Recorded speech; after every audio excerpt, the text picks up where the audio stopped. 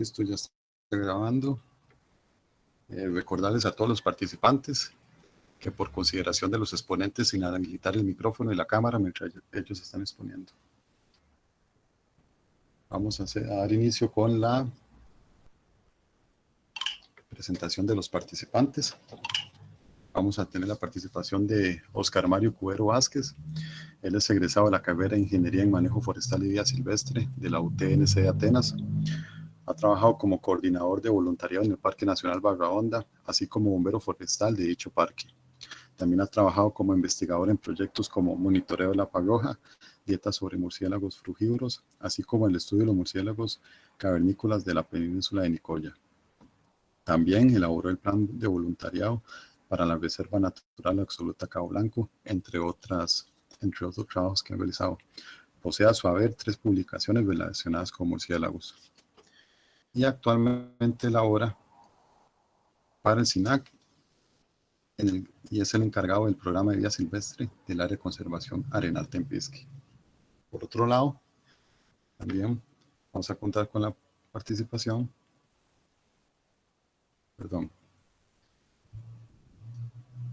de Eduardo José Artavia Durán. Él es bachiller en Ingeniería, Manejo Forestal y Vida Silvestre. Cuenta con una licenciatura en docencia de la Universidad Estatal a Distancia. Ha sido encargado de investigación en el Parque Nacional Barra Honda. También durante 8 años estuvo laborando con la ONG Projects Abroad Dry Forest Conservation Project en el Parque Nacional Barra Honda, entre otros. Posee a su haber 7 publicaciones, y actualmente es educador biológico del programa de educación biológica del área de conservación Guanacaste. Voy a dejar de compartir para que los exponentes procedan a compartir pantalla. Bien.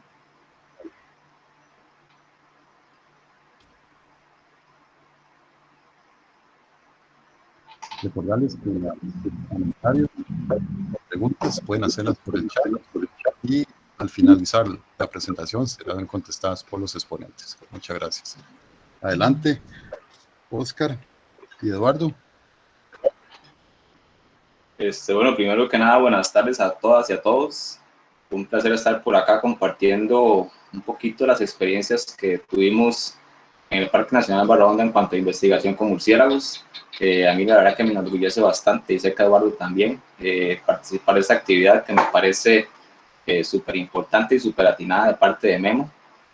Somos una universidad en crecimiento, donde tenemos excelentes profesionales que han salido y sé que van a salir más.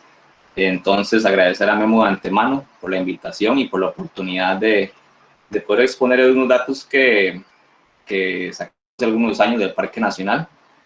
También quiero agradecer de parte de los dos al personal del Parque Nacional Barra Honda, que siempre estuvo anuente a ayudarnos, especialmente a Minor Díaz, el cual siempre estuvo muy atento a las cosas que necesitábamos, transporte y demás coordinaciones. Y a Oscar Rosales, el cual no está aquí con nosotros, pero también fue parte importante del proyecto. Cuando uno no estaba, él siempre nos apoyaba. Entonces, agradecerles a ellos, y si alguno se me queda por fuera en los agradecimientos, las disculpas del caso, pero en realidad todo el personal de Barra Honda, desde guías hasta guardaparques, fue de gran ayuda en la implementación de dichos proyectos. Un poquito de historia del Parque Nacional Barra Honda para comunicarles un poco, que ustedes se den cuenta de qué es Barra Honda. Barra Honda es un parque que fue creado en 1973 y posee un poquito más de 2.000 hectáreas. La razón principal de esta creación fue proteger el sistema de cavernas que se encuentran ahí. Hay un poco más de 40 cavernas en este momento descritas en el parque. Entonces, debido a estudios que realizó Sergio Mora en los años 70, me parece, y 80, fue que se empezó a la creación del parque, ¿verdad? Entonces, muchísimas gracias ahí a todos y a todas por la atención que nos brindan. Esperemos que la charla salga de la mejor manera y que los datos que tiremos o que digamos sean de su agrado. Buenas tardes, bueno, noches ya prácticamente.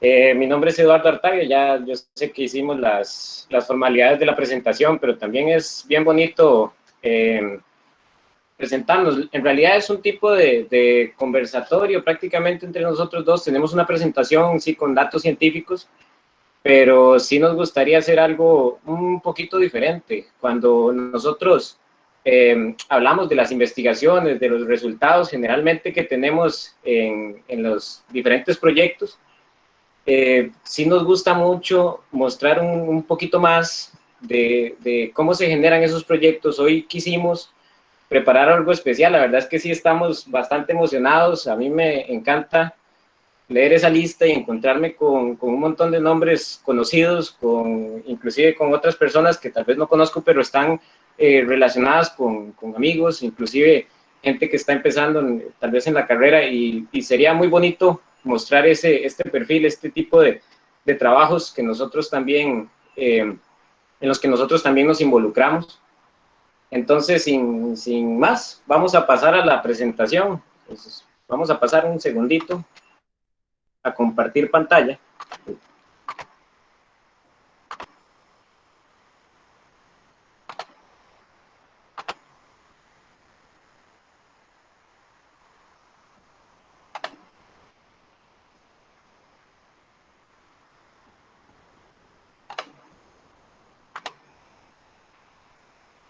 Y nada más, tal vez Guillermo nos confirma si se puede ver la presentación ya en pantalla. Sí, correcto, sí se está viendo. Ok, excelente. Entonces, bueno, ya cuando empezó el compañero Oscar, Coco, él mencionó un poco acerca de lo que es este parque nacional que se encuentra en la península de Nicoya, ¿verdad?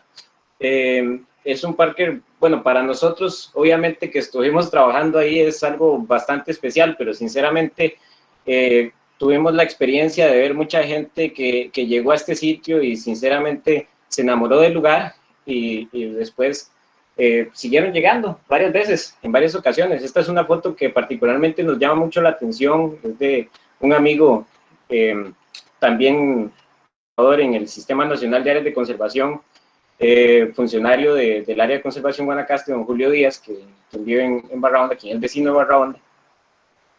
Nos presenta esta linda foto del cerro, que es un cerro calizo, de esos pocos cerros calizos que aún tenemos en el área, en Costa Rica.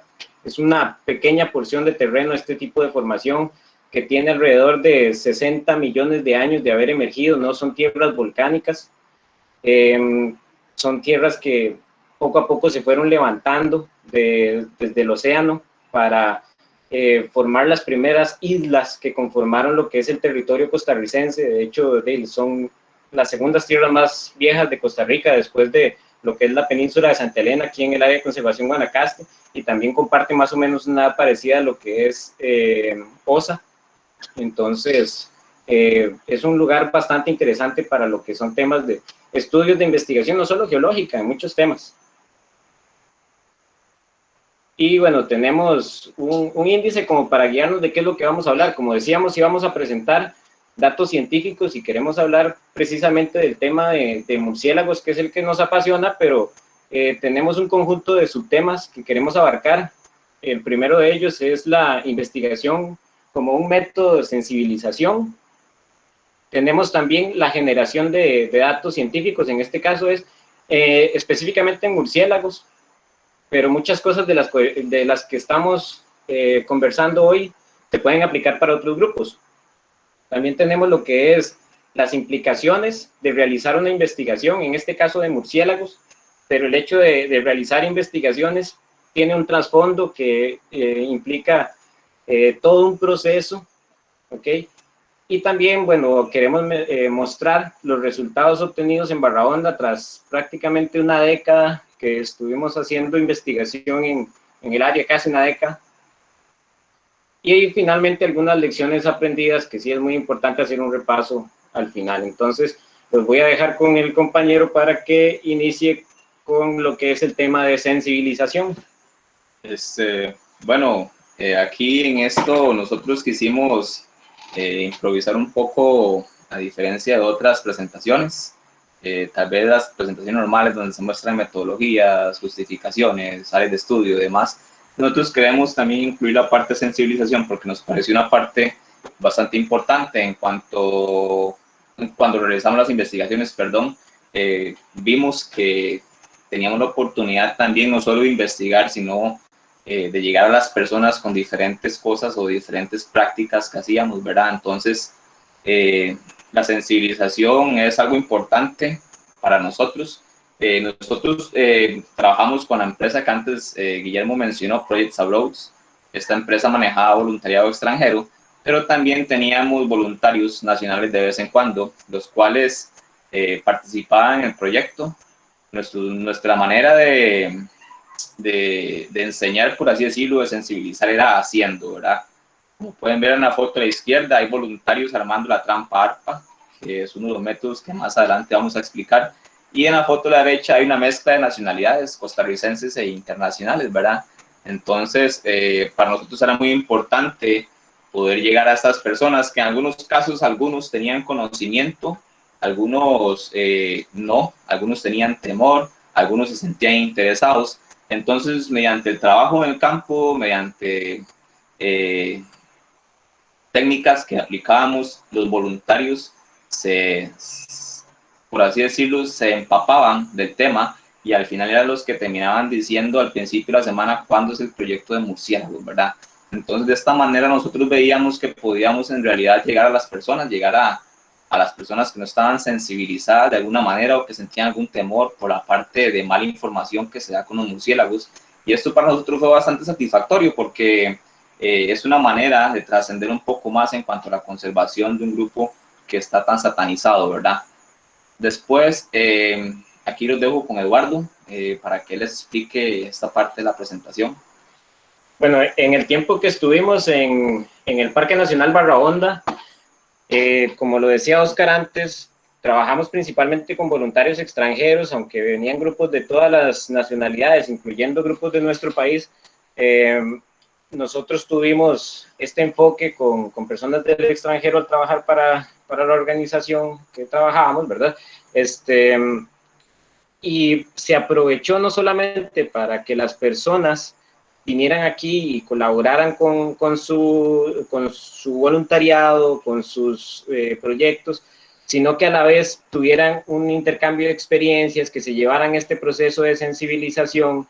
Entonces esto inclusive llegó a ser publicado en lo que es el boletín de la Red Latinoamericana de Conservación de Murciélagos, como ejemplo de cómo se puede llegar a un grupo de personas de diferentes nacionalidades y que se lo llevaran para la casa. Y la intención aquí no era tanto como te vas para la casa y empezás a hablar de murciélagos con el mundo entero, es que tampoco vas a convertir a la gente a ser biólogos, pero sí se llevan una información que les da cierta responsabilidad adquirida sin que ellos se den cuenta, porque de repente sale una conversación de murciélagos por allá y ellos van a poder decir que ellos estuvieron en el Parque Nacional Barra Honda con gente que trabajaba con murciélagos y van a poder quitar un poco esos mitos cuando la gente empiece a hablar un poquito del tema. Es algo bastante interesante.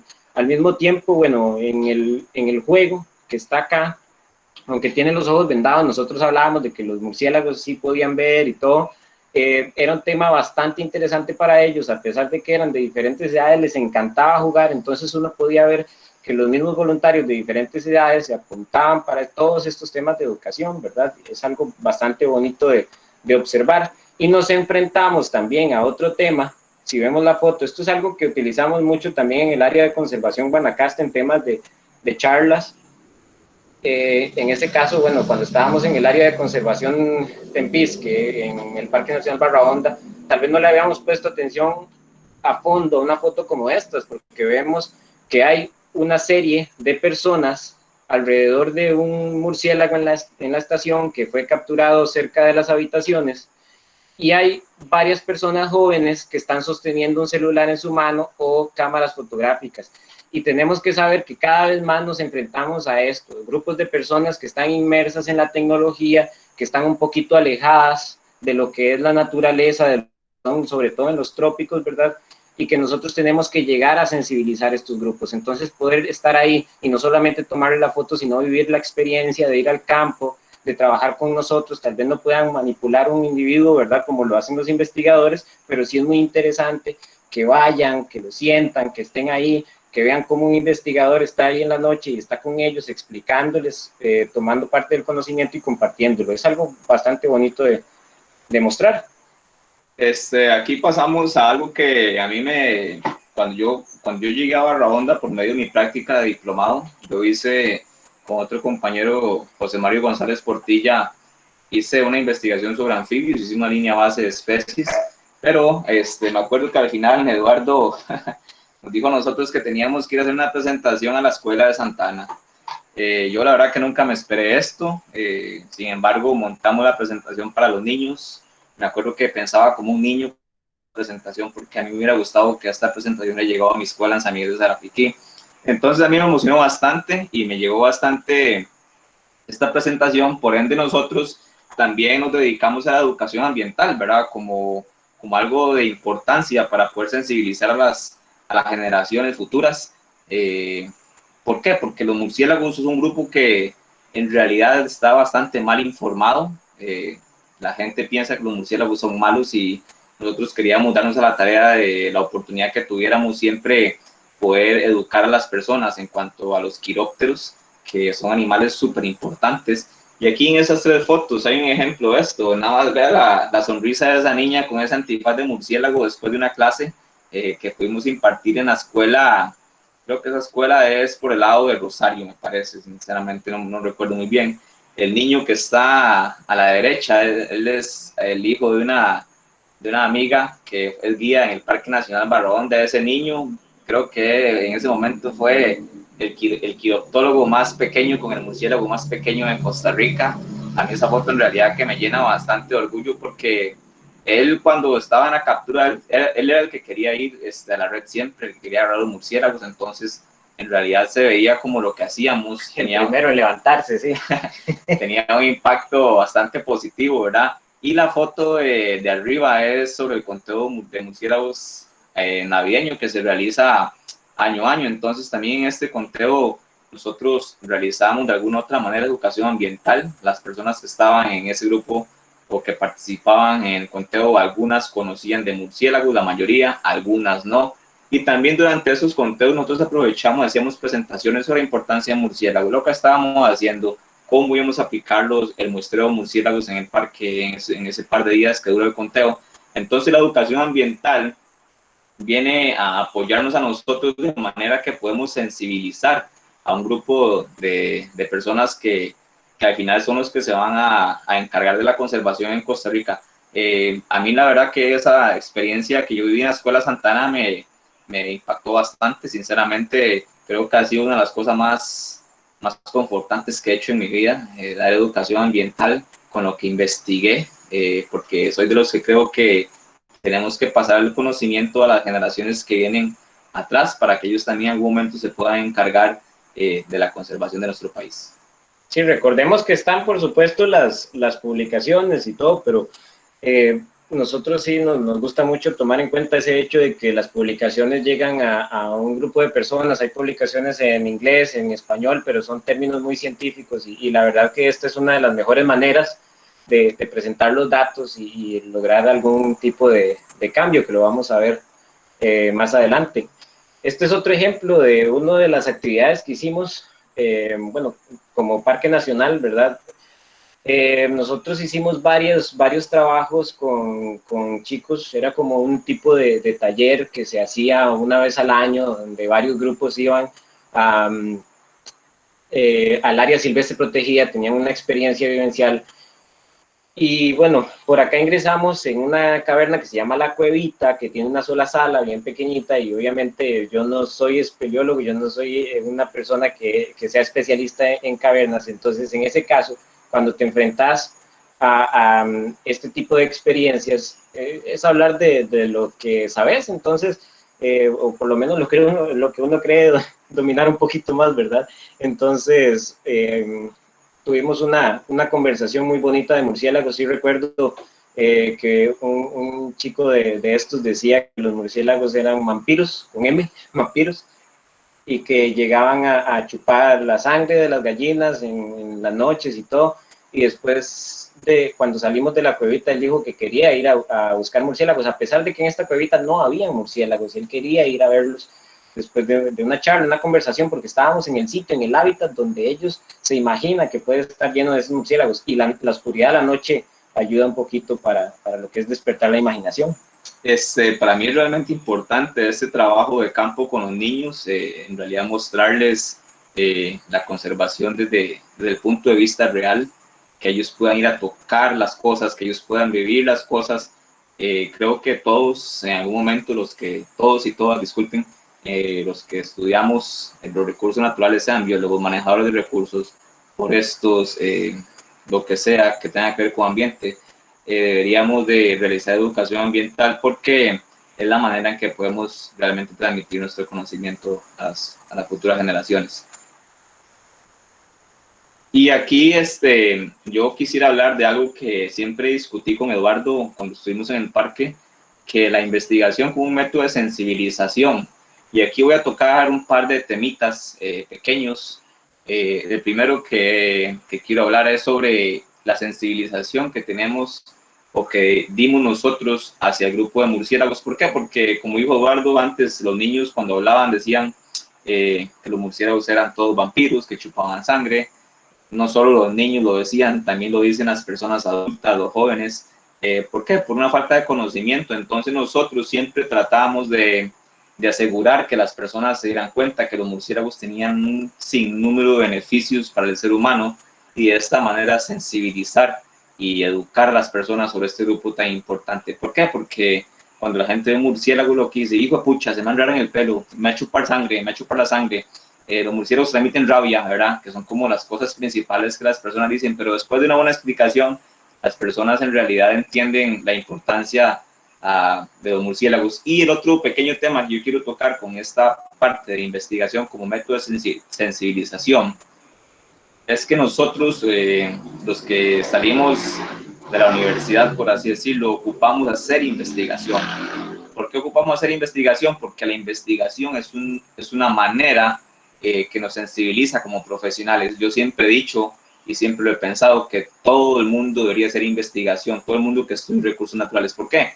Porque es tan difícil hacer investigación, hay que ponerle tanto amor, hay que en serio hacer las cosas de una manera correcta que al final te termina sensibilizando. Y cuando tal vez en algún momento de tu vida ya no estás haciendo investigación y ocupas trabajar en alguna cuestión con conservación, tenés esa sensibilización ya adentro. ¿Por qué? Porque ya has estado en contacto en realidad con la flora y fauna, que sinceramente es lo que nos llega a sensibilizar, ese contacto, para poder ver que todo es importante y que en realidad tenemos que hacerlo. Entonces, para mí la investigación como método de sensibilización también aplica para el investigador.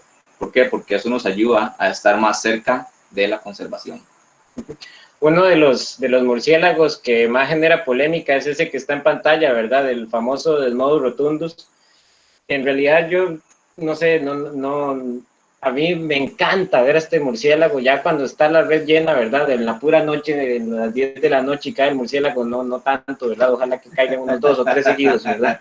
Eso es más difícil. Pero este murciélago a mí me encanta hablar con la gente de este murciélago. Es una máquina en realidad de la supervivencia, es una máquina también de la evolución, o sea, es un murciélago con sus capacidades de colocalización, con un termorreceptor cerca de la nariz, con la capacidad de morder sin que su presa se dé mayor cuenta, con anestesia, con anticoagulantes, puede volar, puede caminar. Entonces es tan rico, tan bonito hablar de este murciélago que siempre lo ponemos por ahí de ejemplo. Pero no, y también que ese ejemplo, ese murciélago es un ejemplo para nosotros los seres humanos. Ellos viven, tienen colonias, son muy sociales, entonces el individuo que no obtenga alimento esa noche, otros individuos lo alimentan, ¿verdad? Entonces, este murciélago es sorprendente, como dice Eduardo, a nosotros siempre nos gustaba hablar sobre esto porque y creo que es el murciélago más satanizado de todos, el vampiro, pero en realidad que es un animal bastante interesante. Después, nosotros queremos hablar de la generación de datos. En realidad no vamos a hablar de cómo obtuvimos los datos, ni mucho menos, sino que queremos más bien hacer como un hincapié de lo que significa generar los datos, ¿verdad?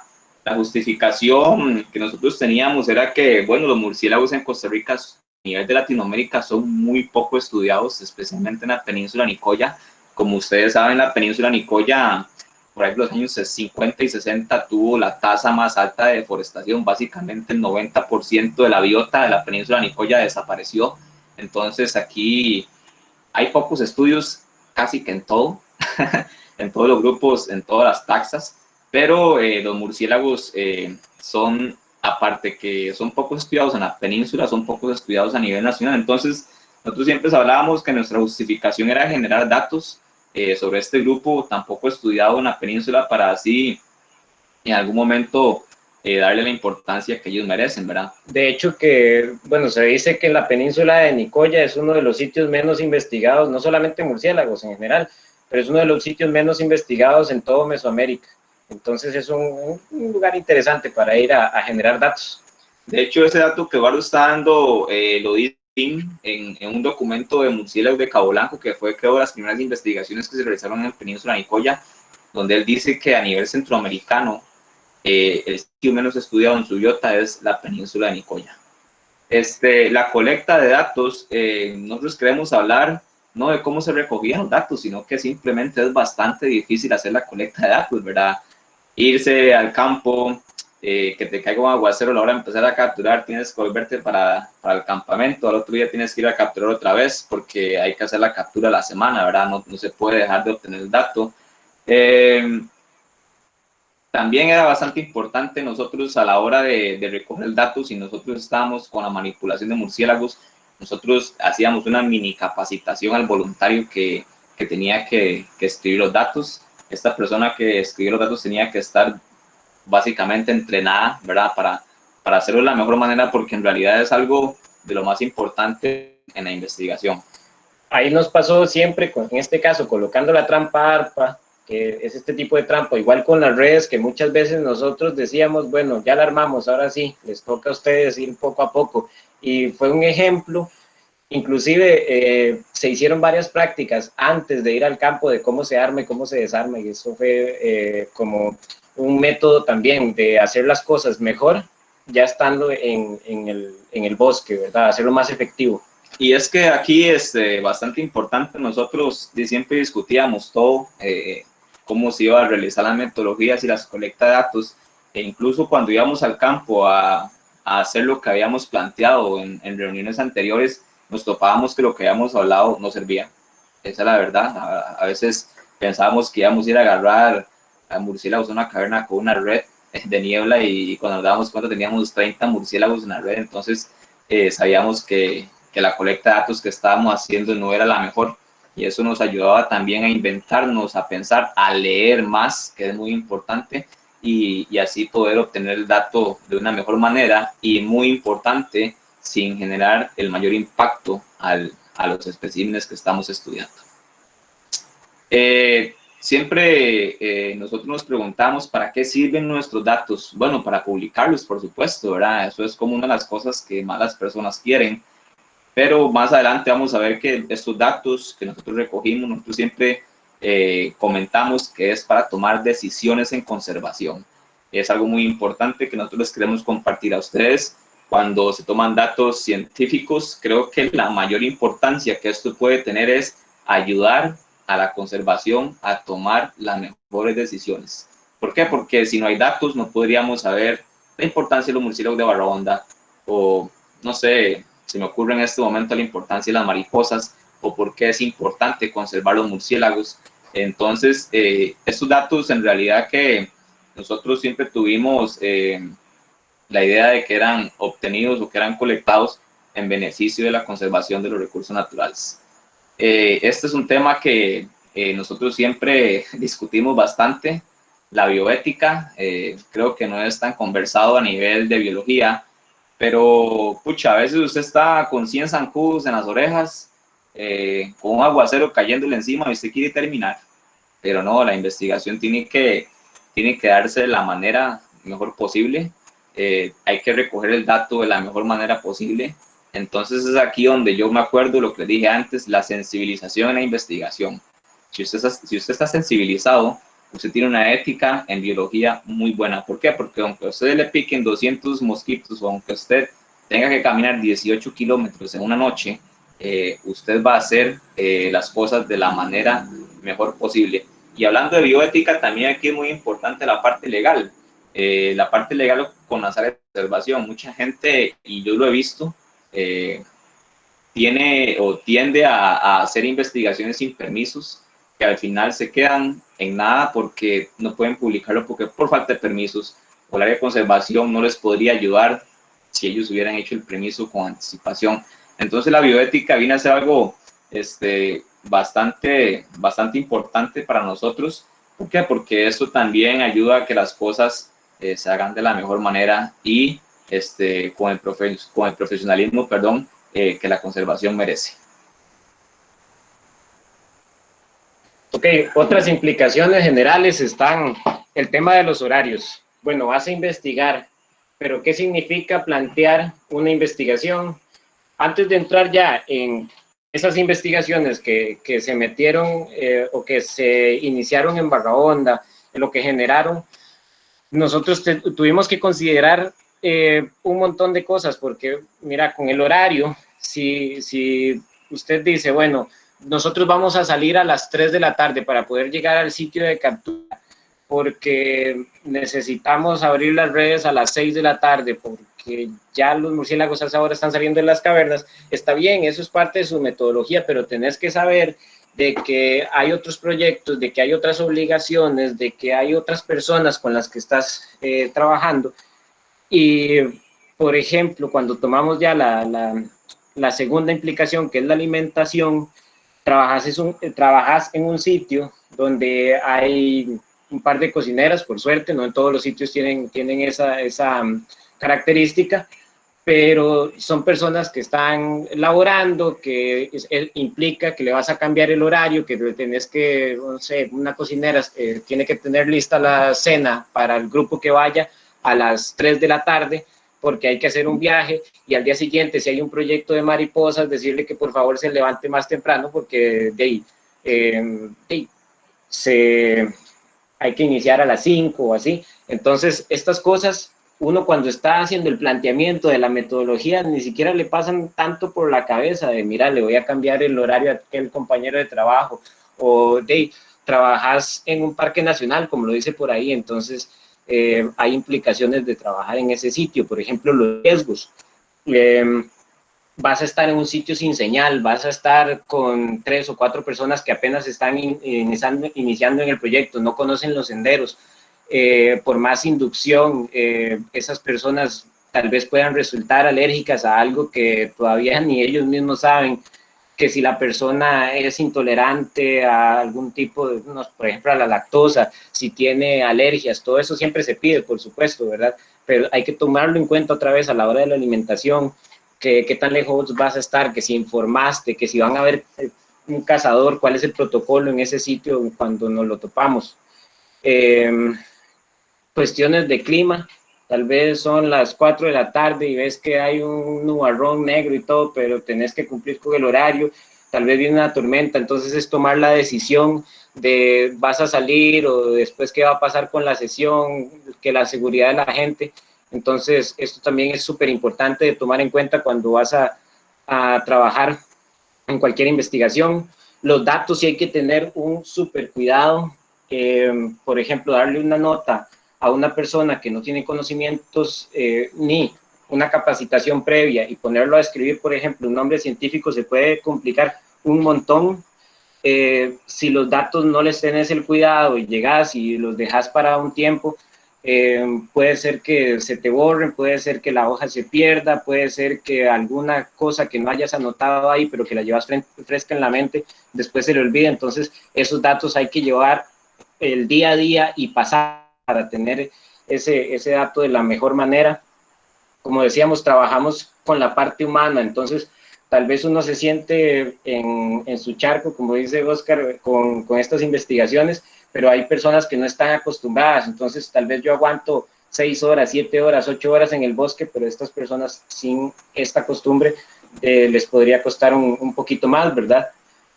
Como decía antes, es un parque nacional donde trabajan personas del Sistema Nacional de Áreas de Conservación y es súper bonito, además de importante, tomarlos en cuenta, intentar que vayan con uno como investigador, que esas personas conozcan lo que están haciendo los investigadores y también así ellos se empapan y les saben qué es lo que están conservando, qué es lo que están protegiendo.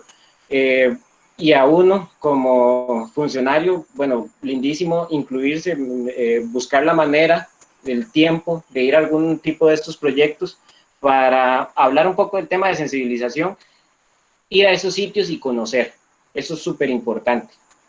Y patrocinios, ¿verdad? Nosotros en un momento pensamos de que podríamos con unas cuantas redes investigar todo el parque y después nos dimos cuenta de que involucra más cosas, involucra todo el dinero, no solamente el recurso humano, sino el recurso monetario para comprar las trampas, para comprar los focos, tiendas si se necesita, cuerdas, etcétera, etcétera. Entonces, son como cosas que en algún momento uno tal vez no le preste tanta atención y resultan ser súper importantes a la hora de investigar. Aquí voy a meter un toque la cuchara en la filmina de Eduardo. A mí algo que realmente me vuelve loco es el trabajo en equipo. Me parece que es como de las herramientas mejores que puede uno tomar en cuenta o que puede utilizar. En este caso, la implicación humana. Si ustedes, yo me acuerdo siempre que nuestro querido profesor Quirico Jiménez, nuestro profesor de dendrología, siempre nos contaba historias que el man compartía con Luis Poveda y con otros compañeros colectando muestras de plantas. Es muy importante, si usted trabaja con alguien, tratar de hacer una sinergia con esa persona. ¿Para qué? Para que la investigación salga de la mejor manera. Nosotros pudimos llegar a esa sinergia, ¿verdad? Y trabajar de la mejor manera. Nunca había discusiones sobre las decisiones. Sí se discutía a nivel de decisiones, pero y con fundamentos, ¿verdad? No llegar a discutir que eso está mal o una cuestión de egos, digámoslo así. Entonces, aquí es muy importante la parte humana, porque si vos vas a trabajar con alguna persona más, tienen que ponerse de acuerdo en la mayor parte de las cosas. A veces es imposible ponerse de acuerdo en todo, pero para el bien de la investigación siempre es importante el trabajo en equipo. Yo siempre hablaba eso con Eduardo, que bueno, a veces pensamos diferente, pero se puede llegar a una decisión donde ambas personas en realidad puedan tener la razón. Bueno, entonces nos metemos de lleno con datos del Parque Nacional Barra Honda y sus investigaciones. No fuimos los primeros en llegar a ese sitio, a pesar de que decíamos que es poco investigado. Las primeras investigaciones se dieron a finales de los años 60, aunque esto era en la parte de geología. En los 70 hubo un gran interés por ir a estudiar estas cavernas que después se convirtieron en la principal justificación de la creación del parque. Y con esto vino la bioespeleología. Espeleología son los estudios de cavernas y bio es ese estudio específico de la vida que está dentro de ese sistema llamado caverna. En el 82 se hizo el primer inventario relacionado con cavernas y el señor McFarland encuentra 11 especies, entre las que está Philostomus astatus, uno de los murciélagos más grandes que está en Costa Rica. No es más grande, pero sí uno de los más grandes, que representa como el inicio de las investigaciones, principalmente con vida silvestre, pero específicamente con murciélagos. Bueno, McFarland la verdad que era un loquillo. Capturar murciélagos en Barra Honda con chores era un sacrilegio, para que ustedes sepan. La cantidad de zancudos que hay ahí era increíble. Ese man era un locazo, como decimos aquí en Costa Rica, ¿verdad? Menos en las cavernas. No sé si hay una de las amigas que está por ahí conectada, que estuvo en algún momento en los estudios de cavernas, que le tocó también ir en shorts y aprendió a la segunda. Entonces, esas cosas las da el campo también. Obviamente ya después uno sí le tocaba avisar porque no quería llevarse sorpresas, ¿verdad?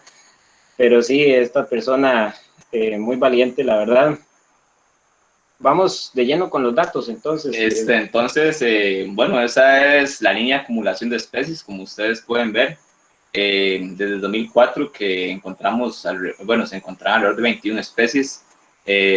Después nosotros empezamos en 2010, 2011 con la línea base de especies hasta 2015 que terminamos con el proyecto de cavernas. Entonces ustedes pueden ver la cantidad de especies acumuladas en este corto tiempo. ¿Por qué? Porque implementamos varias metodologías que ustedes van a ver más adelante que nos ayudaron a obtener la riqueza en realidad de especies que se encontraban en el Parque Nacional Barahonda. Anteriormente de que nosotros llegamos también hubieron ciertos trabajos por parte de gente de la UCR, creo que por ahí una muchacha de la Universidad Nacional también que estuvo estudiando, que hizo como trabajo comunal, ¿verdad? Sí, el TCU. El TCU, entonces no solo nosotros obtuvimos todas las especies, como Eduardo anteriormente lo dijo, pero con la llegada de los estudios que nosotros implementamos, sí se dio un avance importante en cuanto a la información sobre quiropterofauna del parque. Claro, es una cuestión también de interés, ¿verdad? En más de 20 años, casi 30 años que tenía el Parque Nacional de Historia, se habían reportado 21 especies entre una primera investigación un poquito más fortuita que investigación específica y algunos TCU. Y después empieza a haber un interés por la investigación de murciélagos en Barahonda, a crecer un poco y en 5 años se registran más especies que en todos los años anteriores del Parque Nacional, no solamente enfocados en puros inventarios, sino en diferentes investigaciones que se llevaron poco a poco. Por ahí hay algunas especies de interés que tal vez podemos hablar al final en un conversatorio, pero particularmente ahí tenemos, por ejemplo, el Vampirum spectrum, que es el murciélago más grande de Costa Rica y de América, y que, bueno, tiene poblaciones reducidas. Ups. Un momento que nos pegó un momentito aquí la presentación, no sé si Oscar quiere agregar algo. Memo, ¿me escucha? Sí. Aquí estamos. Sí, se lo escucho. Memo, ¿todo bien? Sí lo escucho, claro. Ok, nada más ahí para agregar algo de lo que Eduardo dijo. En estos momentos tenemos 53 especies. Ese dato de 47 fue cuando terminamos. Sin embargo, hemos hecho ahí algunos registros extra fuera de las investigaciones y nos han dado 53 especies, lo cual es algo increíble al bosque seco, ¿verdad? La mayoría de personas pensaría que la mayor biodiversidad se encuentra en los bosques húmedos. Sin embargo, debido a las características de Barahonda, podemos encontrar esta riqueza tan alta. Ok. La investigación con murciélagos en el Parque Nacional Barahonda surgió primeramente por el interés personal de investigar este grupo. Bueno, a nosotros siempre nos han gustado mucho los murciélagos, desde que estábamos en épocas de la universidad y todo esto, pero una vez que llegamos a Barahonda, en mi caso, bueno, ya había una investigación en pie con Joe Cárdenas, quien estaba apoyando el grupo Projects Abroad y se estaban haciendo algunos inventarios sobre los senderos. Y esos fueron los primeros registros a mediados de 2010 que empezaron a activar un interés. Pero estos inventarios dieron el origen a investigaciones un poco más profundas. Por ejemplo, encontrar cierta abundancia en algunas especies o en otras da para hacer más preguntas. Eso es lo mismo para cualquier tema de investigación, que siempre es un ciclo. Buscas una pregunta después de la línea base de inventarios para ver qué hay, le buscas la metodología para poder responderla. Después, cuando tenés la respuesta, por lo general esa respuesta viene con más preguntas de investigación y ahí es donde surgen otros proyectos, ¿verdad? Yo aquí quiero agregar algo que para mí es de suma importancia y lo he visto con un poquito de experiencia que he tenido en estos años de conservación, que es que las personas muchas veces quieren ir a investigar una especie en sí, ¿verdad? Nada más quieren ir a ver qué hace esa especie y en realidad no hay nada de las otras especies, ni siquiera están reportadas. Entonces, para mí es bastante importante para nosotros como manejadores de recursos naturales o de biodiversidad, como ustedes le quieran llamar, siempre implementar la línea base de las especies. ¿Por qué? Porque como dijo Eduardo, eso nos va a dar a un sinnúmero de preguntas que nos pueden llevar a investigaciones hasta más importantes de lo que teníamos pensado, o no importantes, sino de una mayor importancia para tomar decisiones en la conservación, como antes lo dije. Ok, en el caso de los murciélagos, si alguno quisiera hablar del tema o anotar el dato, se recomiendan al menos 2 años con 2 épocas secas y 2 épocas lluviosas, trabajando con 4 redes de tamaño estándar, que son de 12 metros por 2,5, para tener 2 años en comparación. A veces un año varía con otro, o 2 épocas secas con 2 épocas lluviosas pueden ser bastante diferentes. Esto es como el mínimo. Igual, si trabajas por un periodo corto de tiempo, hay que notarlo muy bien en la metodología, ¿verdad? Para agregar ahí, ya si ustedes lo quieren hacer más a fondo, ustedes saben que para conocer poblaciones hay que investigar mínimo 5 años. Bueno, ya hablando de las investigaciones que surgieron a través de esta línea base de especies que hicimos, nosotros nos dimos a la tarea de empezar a describir los refugios que utilizaba Hermanura fagotis, el cual es uno de los murciélagos más comunes del parque. Eduardo creo que empezó en 2009, man. No me acuerdo, sí, en realidad la fecha de que Eduardo describió el refugio el Puya Petala, que es el Panamá, ¿verdad? Entonces Eduardo se encontró que Hermanura fagotis se acampaba en esta planta, perdón, en este árbol. Entonces, de ahí también partimos a encontrar otras especies, las cuales no están aquí. Tenemos Genipa americana, que fue otra de las especies que encontramos que no estaban descritas. No estaban descritas dentro del libro de murciélagos que acampan en hojas, ¿verdad? ¿Por qué? Porque la gente por lo general se va a los sitios con mayor biodiversidad y se olvidan del bosque seco o el bosque transicional seco a lluvioso o húmedo a seco, donde también hay un sinnúmero de datos súper importantes que documentar. Y nosotros encontramos que Hermanura fagotis utiliza 5 estructuras, man, ¿verdad? Sí, 5 tipos de estructura en hojas. Ajá, en hojas. Supuestamente por ahí hemos encontrado en literatura que un murciélago modifica la hoja de acuerdo a su forma, y nosotros corroboramos que no es así. Hermanura en este caso modificaba como él quería, simplemente a como se le antojara, ¿verdad? Encontramos tiendas bote apical, bote, cónica. Entonces, cónica. También había cónica, sí, con la genipa. Entonces, bueno, me parece que esto es una de las cosas más importantes que hicimos, porque la descripción de refugios también es algo de gran importancia para poder conocer en realidad la biología entera de las especies, ¿verdad? Conocer a profundidad la historia natural de las especies.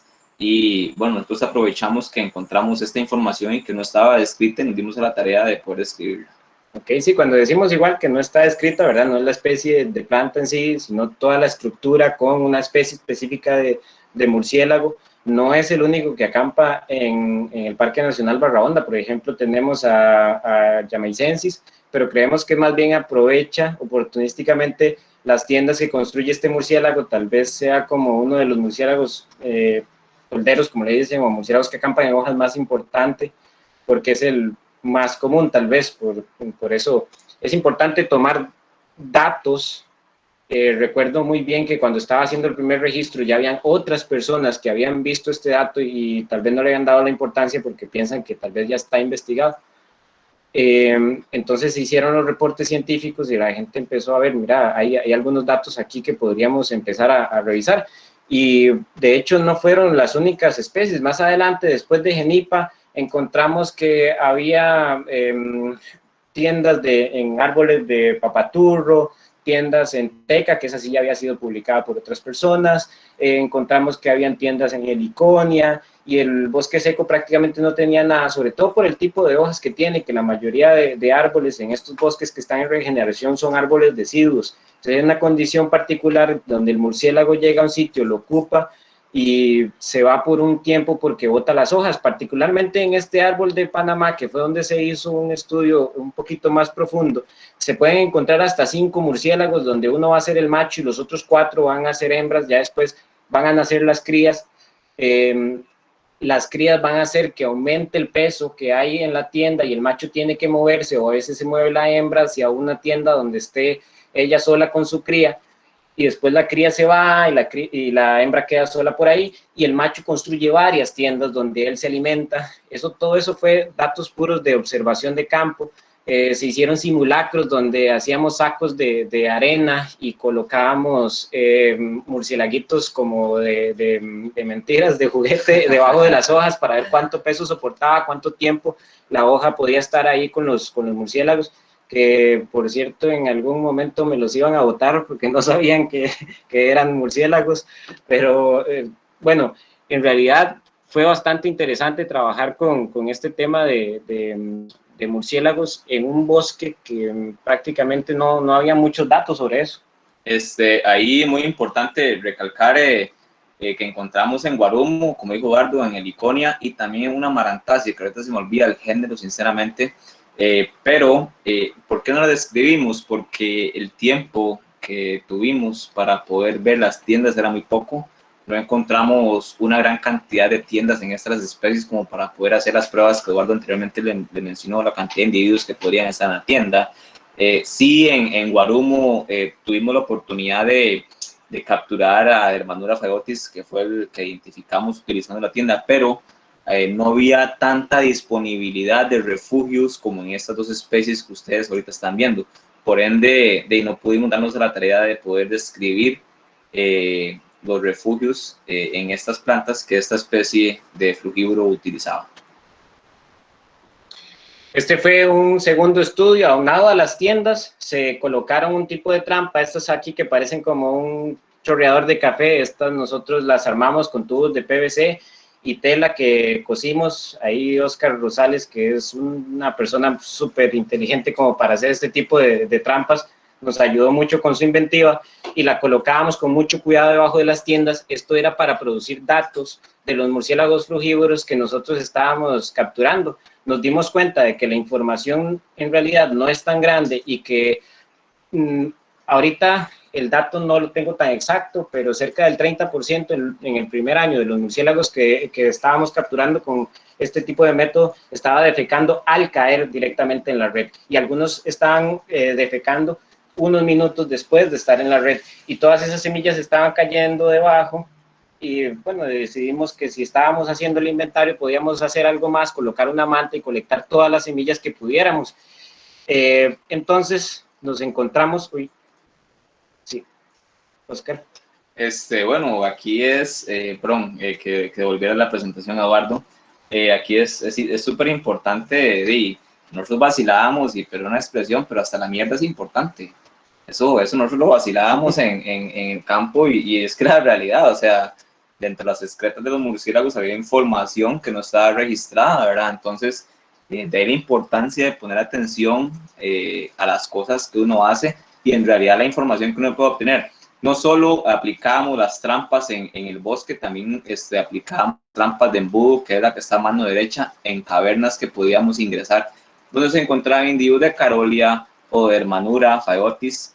Entonces, también vean ustedes cómo en la excreta o en la mierda, vulgarmente hablando, se encuentra información súper importante para la conservación de las especies. Y aquí encontramos datos interesantes. Este es un cuadro resumen porque en realidad hay un poquito más de datos, pero por ejemplo aquí tenemos en la primera columna una lista de especies, algunas no identificadas, ¿verdad? Y en la primera fila tenemos otra lista de especies. En este caso, la primera fila son especies de murciélagos y aquí las especies de plantas que ellos consumen en un control cruzado. Estos son como sesiones específicas donde encontrábamos. El número de semillas es muchísimo más alto. En este caso hay datos mezclados de lo que se encontraba en las redes con lo que se encontraba también en las trampas de tipo embudo. Y sí fue muy interesante ver cómo, por ejemplo, habían murciélagos como Hermanura faeotis que eran capaces de trasladar frutas o transportar frutas que eran prácticamente hasta el tamaño de ellos casi. Entonces eso fue bastante interesante de ver. Algo importante aquí es que nosotros, para explicarles cómo era que hacíamos un poquito la parte de descripción de plantas, era que nosotros dábamos la excreta, la echábamos en un vial, ¿verdad? Y germinábamos en arena las plantas y de ahí se hacía la identificación. En algunos casos, los murciélagos cuando caen en la red también, si llevan algún fruto en su boca, el fruto cae y de ahí también podíamos hacer la identificación de la especie que el individuo transportaba. Aquí muy importante, esta FIMIA a mí me gusta mucho. ¿Por qué? Porque nosotros no hicimos estos estudios, nosotros aplicamos los estudios otros que ustedes van a ver, pero este estudio fue en sinergia con gente de la carrera en diplomado en veterinaria de la Universidad Técnica Nacional. Entonces, en este caso, una estudiante veterinaria, Yerlin Leiva, fue la que aplicó este estudio en ectoparásitos. Nosotros enfocamos este estudio en murciélagos de cavernas porque veíamos, siempre que capturamos en las cavernas, especialmente en la caverna Ramón Canelo y la Pozo de Hondo, un alto nivel de parasitismo externo en los murciélagos. Entonces, si ustedes pueden ver, esta colega pudo, porque también estudió forestal, entonces le puedo decir colega, obtuvo 2 especies, identificó 2 especies, Nycterophila parnelli, que se encontraba especialmente en Pteronotus mesoamericanus, y Trichobius caecus, que se encontraba en general en el resto de especies cavernícolas, ¿verdad? Mormópidos, por así decirlo. Si ustedes pueden ver el alto porcentaje de parásitos que tenían las diferentes especies, ustedes pueden ver, Pteronotus parnelli, el 82% de los individuos presentaba parasitismo, allí 81, Gymnotus 88, entonces la media era un 83%. ¿Por qué? No sabemos por qué. Entonces, de ahí también se generan preguntas para hacer otro estudio. Nosotros lo relacionamos, por supuesto, con el ecosistema cavernas. Las cavernas tienen tal vez un ambiente más favorable, hay que estudiarlo un poquito más para lo que es el desarrollo de este tipo de parásitos y nos ayuda un poquito a responder la pregunta, aunque como decimos, nos hace falta más investigación, el hecho de que los murciélagos que acampaban en hojas tenían 0 parásitos, excepto cuando se caían las hojas y se movían en algunas cavernas, ahorita vamos a hablar de eso, y sí se le encontró 1 o 2 por ahí, entonces hubo un cambio. Bueno, aquí es importante recalcar que el egocentrismo no vale. Nosotros no queríamos ser los únicos con la autoridad de investigar murciélagos o algo con respecto a murciélagos y a mí me encanta saber que tuvimos Nicole Rocha, Nicole también fue la otra en el otro estudio que vamos a ver, que participó en endoparásitos. Entonces era súper importante aquí que decidimos involucrar a otras carreras pertenecientes a la UTN en la investigación de quirópteros. ¿Por qué? Porque Eduardo y yo no teníamos tal vez el conocimiento, no hacía falta, y también es importante que no solo los forestos, por así decirlo, estudien la conservación. A mí se me ocurre, y hablando con Eduardo siempre nos ha ocurrido, que por qué no la gente de producción animal puede realizar una investigación con vampiros, ¿verdad? En fincas. Entonces, en conjunto, sí, por supuesto, con la carrera, con la parte forestal de vida silvestre. Entonces es muy importante siempre tratar de obtener o de buscar personas en otras ramas que puedan ayudar al estudio de los quirópteros en nuestro caso o en un caso que ustedes quieran hacer con el proyecto afín que ustedes están realizando.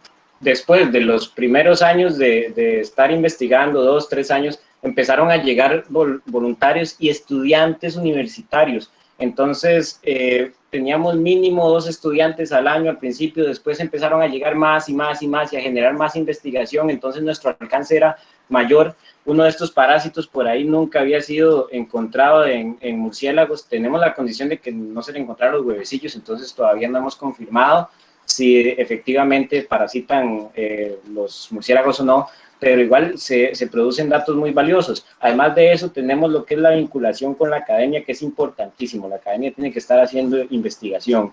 hay oportunidades para los practicantes que antes no habían, porque se abre un espacio que no se estaba utilizando antes, en donde hay lugares donde quedarse, gente con quien compartir la información, que supervise, también hay diversificación de la investigación, soportes, y lo que es la interacción entre los voluntarios con estos investigadores, ¿verdad? Y por supuesto el intercambio de experiencias. Entre más investigadores iban llegando, más experiencias se iban acumulando y era muy enriquecedor. Bueno, aquí me acuerdo de este estudio que para nosotros es como el estudio que más nos enorgullece, yo creo. Yo me acuerdo que una noche yo estaba ahí hablando con murciélagos, viéndolos en el techo antes de acostarme a dormir y me pensé, pues pucha, man, estamos en el Parque Nacional de Costa Rica con más cavernas, ¿cómo es posible que no estudiamos los murciélagos que viven en cavernas? Y me puse ese día a buscar información de murciélagos cavernícolas, y en realidad que no había nada, no había información, había tal vez una que otra afirmación o avistamiento, pero en realidad no había nada. Entonces yo un día me propuse de montar una metodología ahí o por lo menos un anteproyecto y llegar a proponérselo a Eduardo para poder empezar a realizarlo, y de verdad que fue una decisión súper buena. A Eduardo le encantó la idea y ahí fue donde arrancamos este proyecto que nos ha dado tantos buenos resultados.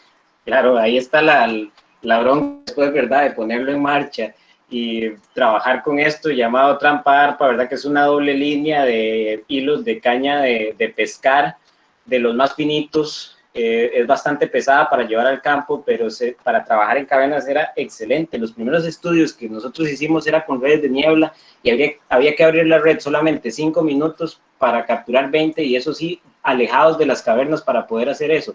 Y aquí empezaron a caer cientos y cientos de murciélagos, y después era procesarlos, ir al campo, involucrar a los voluntarios en eso. Más de uno quería llevarse la trampa al hombro hasta la estación para demostrar que podían, pero bueno, tampoco se trataba de eso, ¿verdad?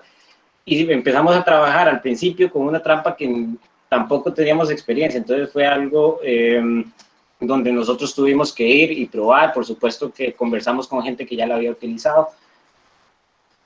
Aquí, bueno, una anécdota bastante vacilona era que cuando propusimos el proyecto de cavernas, nos fuimos con redes a Ramón Canelo, me parece, y también a la Poseidiondo, y nos dimos cuenta que no era la manera, ¿verdad?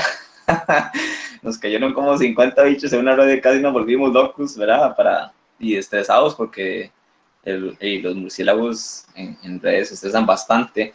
Entonces recuerdo que con el primer conteo de murciélagos, Bernal Rodríguez llevó esa trampa ARPA porque se dio cuenta que habían cavernas con gran cantidad de individuos, porque nosotros le dijimos, y a nosotros hasta que se nos hacían los ojos corazones, ¿verdad?, cuando vimos la trampa, y así vulgarmente lo convencimos de que nos dejara la trampa por 2 meses, que se convirtió en 1 año. No se la devolvimos al lado. Entonces esto sí nos permitió poder obtener los datos como debía de ser, sin causar un impacto en los murciélagos. Claro, ya cuando tocó devolverla, tocó cotizar una, ¿verdad? Y nos dimos cuenta que era algo bastante cariñoso, bastante caro de comprar, ¿verdad? Vamos de lleno a los datos. Elegimos primero 4 cavernas, después pasamos vamos a ver, a 9 cavernas, lo extendimos el proyecto. Hay una que no salió aquí en el mapa, que está por acá, una caverna que por cierto la descubrimos Oscar y yo en una caminata que se llama la caverna Bosque de Piedra. Estas cavernas, al principio escogimos las 4 más accesibles, pero después escogimos las 9 más importantes en cuanto a murciélagos. Barrahona en ese momento tenía 42 reportes y de esos 42 reportes no había mucha información. Entonces tuvimos que hacer una prueba en cada una, hacer las visitas de día para ver, bueno, en el atardecer, para ver cómo salían los murciélagos, por dónde salían, en dónde se podía colocar la trampa ARPA, o si había muy pocos murciélagos en esa caverna, ir con una red.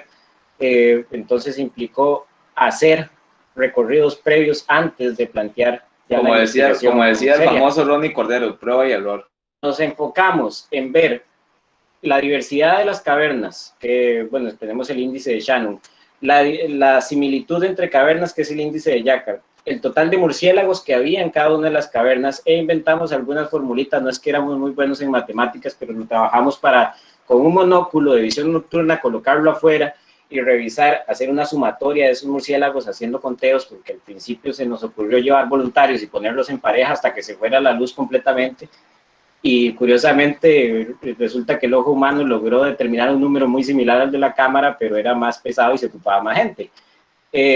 Lo que hicimos fue tomar 1 minuto cada 5 minutos de datos y después sumar todos los intervalos y obtuvimos al final una estimación después de hacerlo muchas veces. Estos son rápidamente lo que es Shannon en las cavernas. Entonces, aquí lo que medimos fue el índice de diversidad. Como podemos ver, la caverna Los Gemelos me parece que es la que tiene la mayor diversidad. ¿Por qué? Porque había una gran cantidad de especies, pero muy pocos individuos, a diferencia de la Trampa, que era la caverna con mayor cantidad de especies, pero tenía una gran cantidad de individuos. De ahí de que Los Gemelos es la que tiene la mayor diversidad. Entonces, a cada una de las cavernas a la que les aplicamos el estudio, como ustedes pueden ver, también le aplicamos el índice de diversidad. Es diversidad alfa y pasamos a la diversidad beta, donde se hacen comparaciones entre cavernas, y no vamos a repasarlas todas por cuestiones de tiempo, pero sí queremos hablar de la Trampa y la Nicoa, que son las que más comparten especies entre sí. De las 9 especies que tenía una y 17 especies, que es uno de los datos más importantes porque resulta que es una de las cavernas más diversas. Entendemos que Latinoamérica y también del mundo. En Latinoamérica yo creo que podrían dar de la primera, y 8 de las 9 especies que tenía la Nicoa eran compartidas con las de la Trampa. Inclusive, como nosotros les pintábamos las uñas, encontramos que el murciélago vampiro de patas peludas se movía cerca de noviembre, diciembre, de la caverna Nicoa hacia la caverna La Trampa. Aquí también muy importante resaltar la caverna Poseidón de Ramón Canelo, que también tiene similitudes de especies bastante importantes. ¿Por qué? Porque eran las cavernas donde habitaban principalmente la familia Mormópide, que le dicen murciélagos bigotudos. Entonces acá podíamos encontrar a esta familia que son estrictamente cavernícolas. Entonces también me parece muy importante recalcar estas 2 cavernas a nivel de diversidad con el índice de Yacar. Si vemos tal vez un poquito más complicado de entender, pero vemos la barra azul, que son murciélagos que se encontraban en época seca, mientras esta barra rojiza un poquito muestra los murciélagos que estaban en época lluviosa. Hay murciélagos que estaban a lo largo de todo el año, un poquito más abundantes en una época del año que otros, mientras que había murciélagos que estaban solamente en una época del año. Entonces era interesante ver cómo había murciélagos nómadas que se movían, no solamente entre cavernas, sino a otros sitios de la península, y había otros murciélagos que eran específicos de cavernas y permanecían ahí todo el año, inclusive otros que permanecían todo el año que pudieran utilizar otro tipo de refugios. Ahora, nada más para agregar un poquito algo de la otra diapositiva, la que acaba de pasar Eduardo. Si aumentamos la intensidad de muestreo, podríamos tal vez variar un poquito los porcentajes de presencia en cuanto a épocas. Aquí están las especies por gremio trófico en las cavernas. Vemos cómo los carnívoros solo se encontraban en 2 cavernas, en la Trampa y en la Santa Ana. Básicamente esta información es bastante básica, pero bastante importante, porque eso también nos puede direccionar a dónde queremos estudiar especies en específico, ¿verdad? Por ejemplo, en el caso de la Trampa fue el único lugar donde encontramos durmiendo Philostomus astatus. En el caso de la Santa Ana fue el único lugar donde encontramos durmiendo Trachops cirrhosus, que es el murciélago comer ranas. Y como les dije anteriormente, la Poseidón de Ramón Canelo presentaban en su mayoría casi que 100% de especies insectívoras. Entonces, muy importante conocer esta información para en un futuro poder direccionar las investigaciones de manera más puntual. Y bueno, estos fueron los datos estimados después de las formulitas y todas las grabaciones que revisamos. Encontramos 3 especies para la bosque de piedra, 7 para la chorotega, 17 para la Trampa, 9 para los gemelos, 9 para la Nicoa, 5 especies para la Poseidón de la Ramón Canelo, que tienen este asterisco porque resulta que tienen una población de 5.000 y 11.000 murciélagos, que es impresionante ir a verlos en una tarde. Ojalá que todo el mundo pueda hacer eso en algún momento, porque es un tornado de murciélagos que sale a las 5, 5:30, 6, dependiendo la época del año y condiciones climáticas. Es una nube de murciélagos insectívoros que sale del parque. Después tuvimos una investigación ahí en conjunto con uno de los encargados del programa de conservación de murciélagos, cuando nos internacionalizamos, el hombre llegó a investigar a dónde iban a esos murciélagos a comer, y sí, encontramos estos murciélagos de esta caverna que salían del parque a dar un servicio muy importante, que es el control de insectos. Algo ahí como un dato para agregar es que en la Pozo de Hondo más o menos estimamos la cantidad de kilogramos de insectos que estos 5.000 murciélagos controlaban por año, y son alrededor de 10 toneladas por año. 10.000 kilos de insectos controlaban estos 5.000 murciélagos que habitaban la Pozo de Hondo, generando un servicio ambiental en realidad bastante importante. Y las cavernas que tienen menos especies, tienen su explicación. Por ejemplo, la Terciopelo es la caverna turística, que solamente tiene murciélagos como en la boca y son menos de 20 individuos. Y la caverna Bosque de Piedra tiene una particularidad, que es un sitio donde hay una época del año que no tiene ni un solo murciélago, y hay unos con cría. Entonces, al parecer, es un tipo de colonia de maternidad donde llegan los murciélagos, se sienten muy seguros, tienen sus crías. Un Balanteopteryx plicata es un murciélago gris embalonurido que llega por ahí, y también llegan otro par de especies de vez en cuando.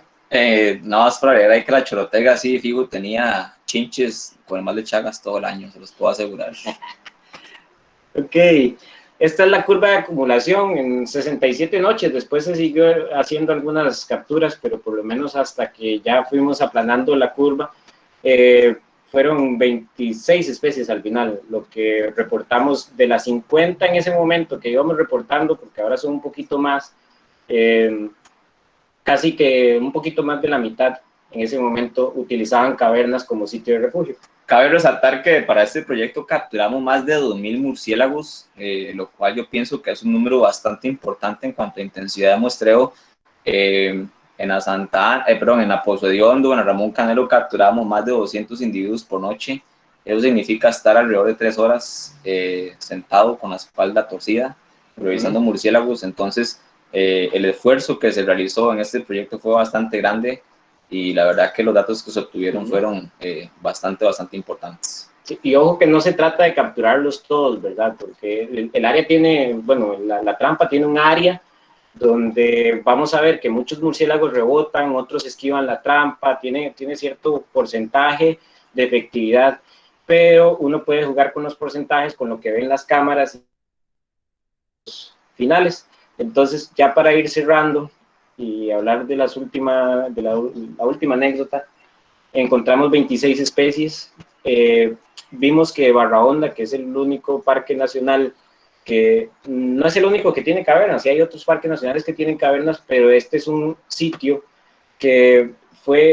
cuyos objetos de conservación, uno de los primeros fueron las cavernas, un sistema interesantísimo, que estos murciélagos que viven ahí le están dando servicios ecosistémicos a las comunidades que habitan alrededor, que sería un bonito tema para seguir investigando, que hay un caso súper interesante de coexistencia en la caverna de la Trampa con 17 especies habitando en un solo sitio, y que hay murciélagos que se mueven entre cavernas. Entonces, datos para arrojar, para educar, para utilizar, pero también para continuar investigando.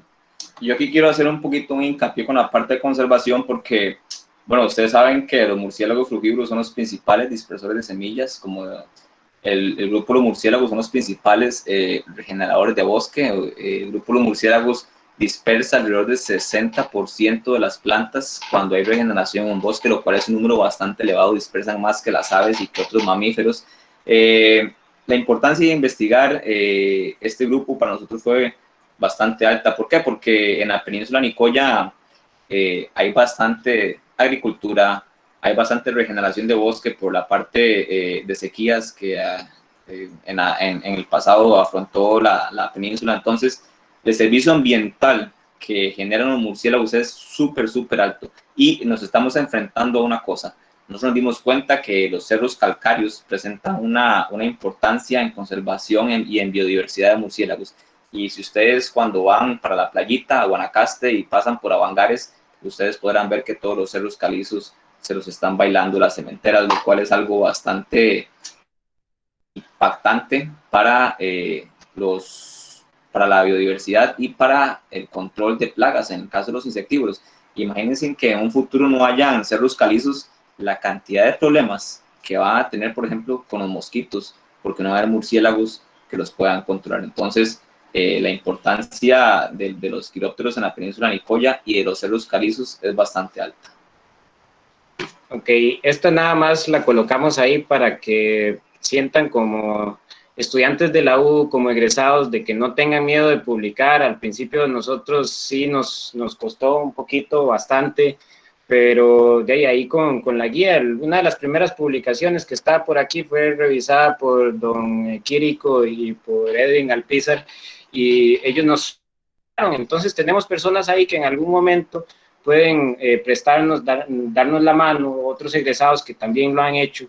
En algún momento esto fue, nos sentimos muy contentos, es una portada de revista que nos regalaron por ahí prácticamente, y es algo donde uno se puede sentir orgulloso, feliz. Y aquí la cuestión no es como tirar para arriba el ego nosotros porque hemos hecho publicaciones, sino también es mostrar que se puede hacer. O sea, en cualquier estudio que ustedes hagan, por pequeño que sea, o ustedes nunca piensan en un estudio cuando se puede encontrar algo importante. Por ejemplo, donde dice The Mysterious of Nicephorus Red Bat, que fue la portada de la UNED, nosotros encontramos este primer registro para Costa Pacífica de Costa Rica, lo cual a mí me parece bastante importante, y este registro se encontró dentro del proyecto de cavernas. Entonces, como un proyecto también a usted le puede dar otros datos de gran importancia o de relevancia que para la conservación de la especie es súper importante publicarlos, ¿verdad? Entonces, yo a ustedes los aliento, a los que les encanta la investigación, a los que tal vez no han hecho alguna publicación porque piensan que no pueden o que no son capaces, que lo hagan, porque en realidad que es muy importante poder documentar las cosas importantes que nos encontramos estudiando los recursos naturales.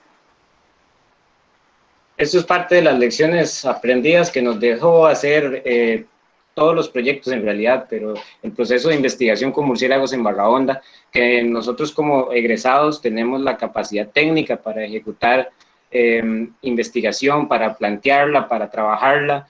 Solo hace falta, bueno, la confianza también como para desarrollarla, pero la confianza de trabajar con personas que están alrededor, para trabajar con personas que están usuarios, con voluntarios. Hay que tomar mucho en cuenta el trabajo en equipo, la experiencia que poco a poco uno va adquiriendo. Nunca dejar de lado la precisión que requiere la investigación, por supuesto, pero divertirse en el proceso, esto es súper importante. Contrastar los datos, traten de leer, pero contrasten, busquen lo que otros investigadores dicen, traten de hablar con la persona que está a la par, busquen a alguien que les apoye, un científico, un profesor.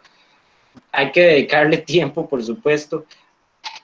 Traten de no abarcar demasiadas investigaciones porque se les puede ir de la mano, y leer muchísimo, lean.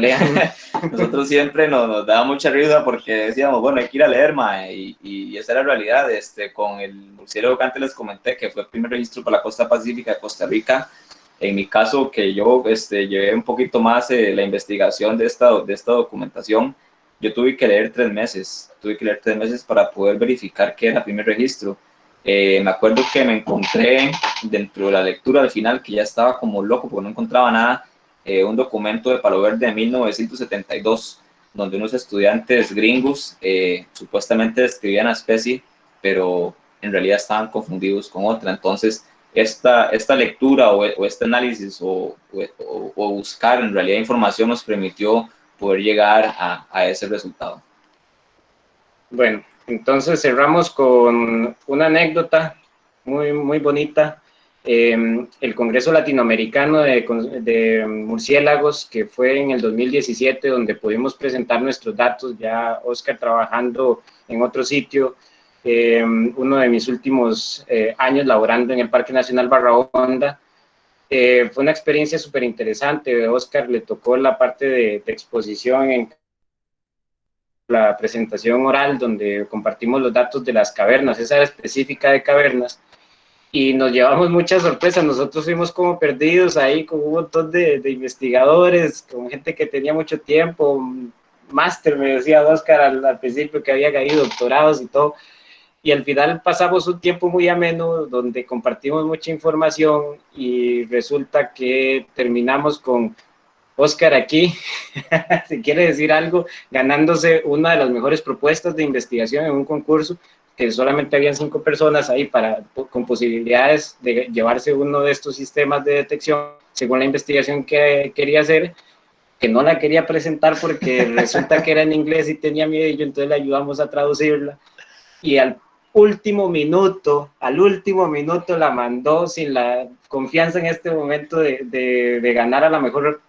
una de las mejores propuestas de investigación, porque de ahí él en ese momento tal vez se sentía intimidado, pero no lo hagan, ustedes tienen la capacidad de investigar y de ponerse a la altura de cualquier otra universidad. Yo sinceramente le decía a Eduardo que yo no iba a ganar nada, que hey, habían PhD y licenciados y no sé qué, aquí y allá, y bueno, en realidad que uno se menosprecia a veces de la capacidad que podemos tener, y por dicha ahí se dio ese grabador, que aquí lo tenemos,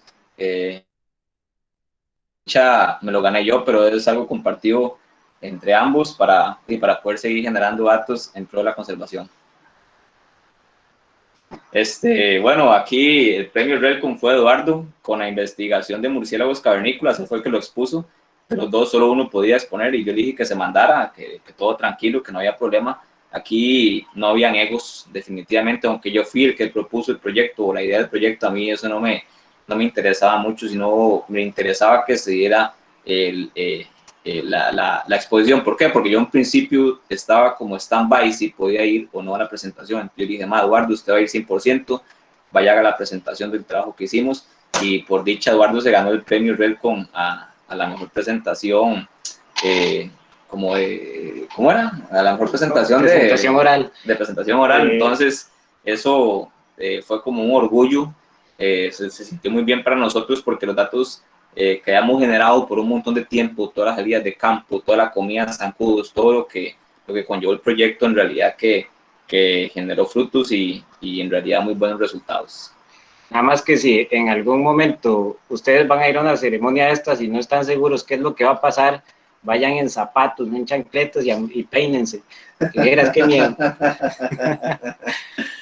Tenemos una dedicatoria especial para hacer el cierre aquí en lo que es la presentación. Este fue uno de nuestros compañeros por mucho tiempo en el Parque Nacional, al principio con algunas actitudes, ya él estaba un poquito cansado, ya iba terminando, y curiosamente el trabajar con nosotros lado a lado le despertó ese amor por volver a trabajar, le dio energías hasta su último día, y el hombre al final estaba encantado de hacer acompañamientos en el tema de investigación, de volver a trabajar, de hacer sus cosas en lo que era mantenimiento, en volver a ser un guardaparque, se levantó al final, y la verdad es que es una persona a la que llegamos a apreciar mucho, entonces ahí dedicado también a don Gerardo, el famoso Macho Varela.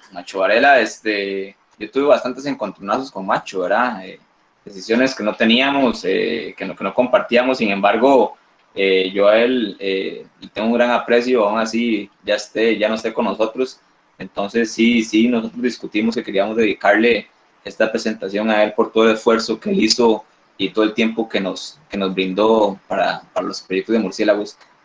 Yo sé que tal vez y está por ahí escuchando, uno nunca sabe. Entonces, esta presentación es dedicada a él y a los guardaparques del Parque Nacional Barra Honda, a los cuales le tenemos un gran aprecio. Eso nuestra parte.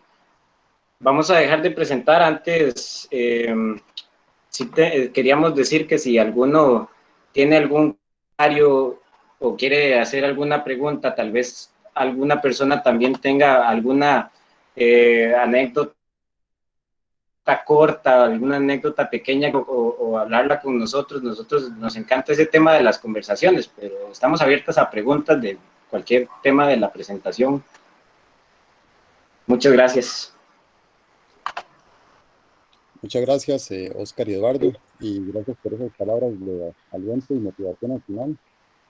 Antes de empezar con el proceso de preguntas y comentarios, voy a hacer un pequeño anuncio. Ahí disculpen que se nos fue la mano con el tiempo, pero es que uno dice, se me inyecta. No, esa es la idea, esa es la idea.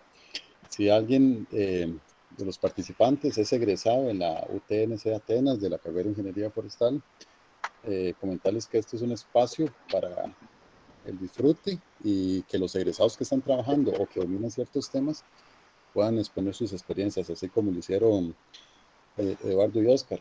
Voy a poner mi correo en el chat por si alguno tiene interés en un futuro de participar en estas ciclo de charlas, se pueden contactar conmigo y ahí nos ponemos de acuerdo con la fecha. Ahora sí, vamos con lo que son tenemos aquí varios comentarios.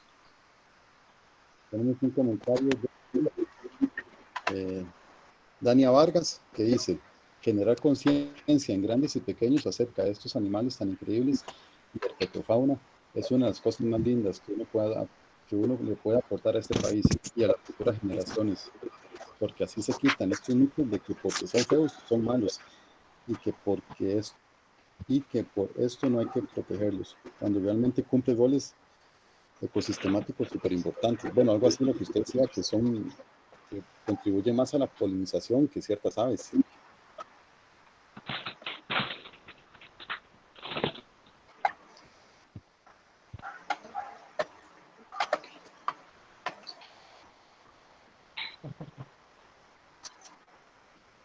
Bueno, en la parte de sensibilización o conciencia que Dania dice, creo que es como las principales cosas que nosotros...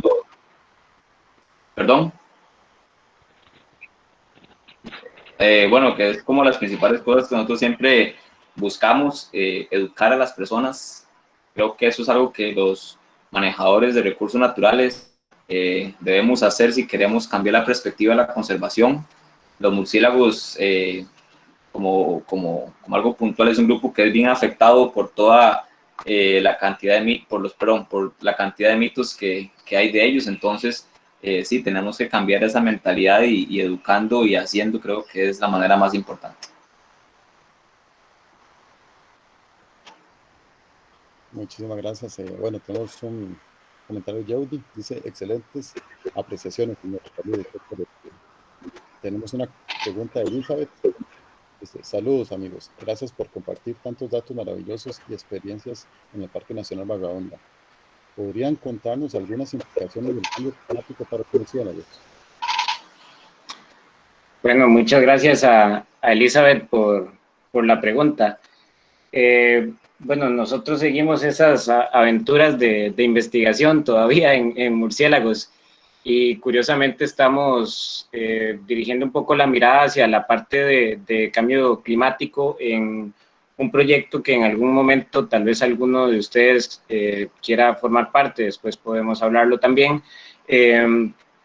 Hemos intentado dar un monitoreo, por lo menos acá en lo que es el área de conservación Guanacaste, que sea por largo plazo para ver cómo los murciélagos se están viendo afectados. Al parecer los murciélagos, conforme avanzan el cambio climático, conforme hay aumento de temperaturas, están migrando hacia tierras más altas, y aquellos murciélagos que viven en bosques nubosos o por lo menos en los bosques más altos del país, en este caso no tenemos páramo en ACG, pero estos murciélagos no hay una respuesta de qué es lo que está pasando con los que viven en la zona más alta. Probablemente no tengan esa opción rápida de adaptación y algunos vayan a desaparecer. Ante el cambio climático, por supuesto que se ven afectadas las poblaciones de cualquier otro organismo, muchos de ellos relacionados con murciélagos. Hemos visto cómo ha decaído las poblaciones de insectos que hemos encontrado o que se han estudiado en el área de conservación Guanacaste durante años. Son parte de la dieta de estos murciélagos. Hemos visto que hay murciélagos que se relacionan con lo que son las plantas, y si resulta que la fenología de las plantas no está de acuerdo con lo que normalmente sucede y ellos están coordinando, por ejemplo, etapa de preñez con el consumo de cierto tipo de fruto o alimento en específico y no está en ese año, tal vez no llena los requerimientos de la dieta para lograr salir avante. Entonces hay muchos temas, hay muchas preguntas, por suerte hay muchas preguntas y muchos temas de investigación, pero ahí vamos poco a poco. Gracias, Elizabeth, otra vez. Nada más ahí para decir algo un poquito más. Acuérdense que los murciélagos también hacen migraciones altitudinales como algunas especies de aves. Entonces, al haber un cambio de clima, estas migraciones pueden verse intervenidas o puede no pasar. Entonces, ¿qué es lo que pasa aquí? Que el ecosistema no va a ser el mismo porque no tiene los especímenes o el grupo de murciélagos, sea insectívoros, sea frugívoros, realizando el trabajo que normalmente solía hacer cuando no había un cambio en el clima.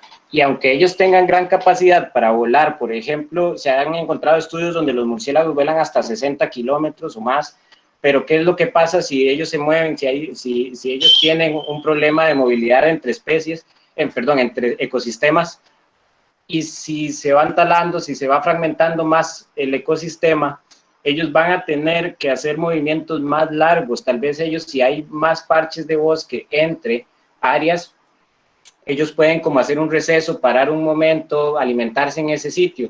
Si no hay, por ejemplo, corredores biológicos o parches de bosque donde ellos puedan parar para hacer esos movimientos entre sitio y sitio, va a ser un poco complicado para ellos y va a resultar en algo negativo.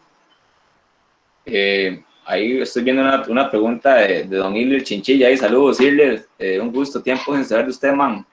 Hilder pregunta que por qué los murciélagos solo construyen tiendas en las hojas de plantas jóvenes, de esterculia, o también de genipa americana. Pasa lo mismo, Hilder, en genipa. Es porque, acordémonos que cuando los árboles tienen gran tamaño, valga la redundancia, el tamaño de las hojas tiende a disminuir, y también que estarían más expuestos a depredadores, ¿verdad? Como monos, por ejemplo, o como algunos halcones. Entonces, es más que todo por parte de seguridad, y también por el tamaño de la hoja para poder tener una mejor protección. Sí, hemos visto esterculia, por ejemplo, de casi 40 metros en el bosque, donde ya llegó a obtener suficiente luz. Las hojas son más viejas, también son más duras, por ende, son más pequeñitas, en comparación con una hoja de un esterculia que tiene menos de 1,5 metros de estatura, que tiene hojas más grandes, más suaves, entonces son más fáciles de modificar. Ahí, como dato que yo recuerdo, el Panamá más grande que yo vi modificado tenía alrededor de 5 metros.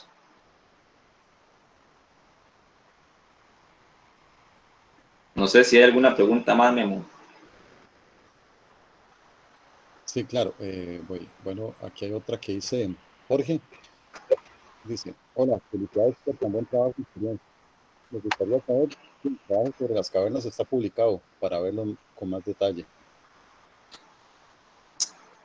Bueno, el trabajo de caverna no está publicado todavía.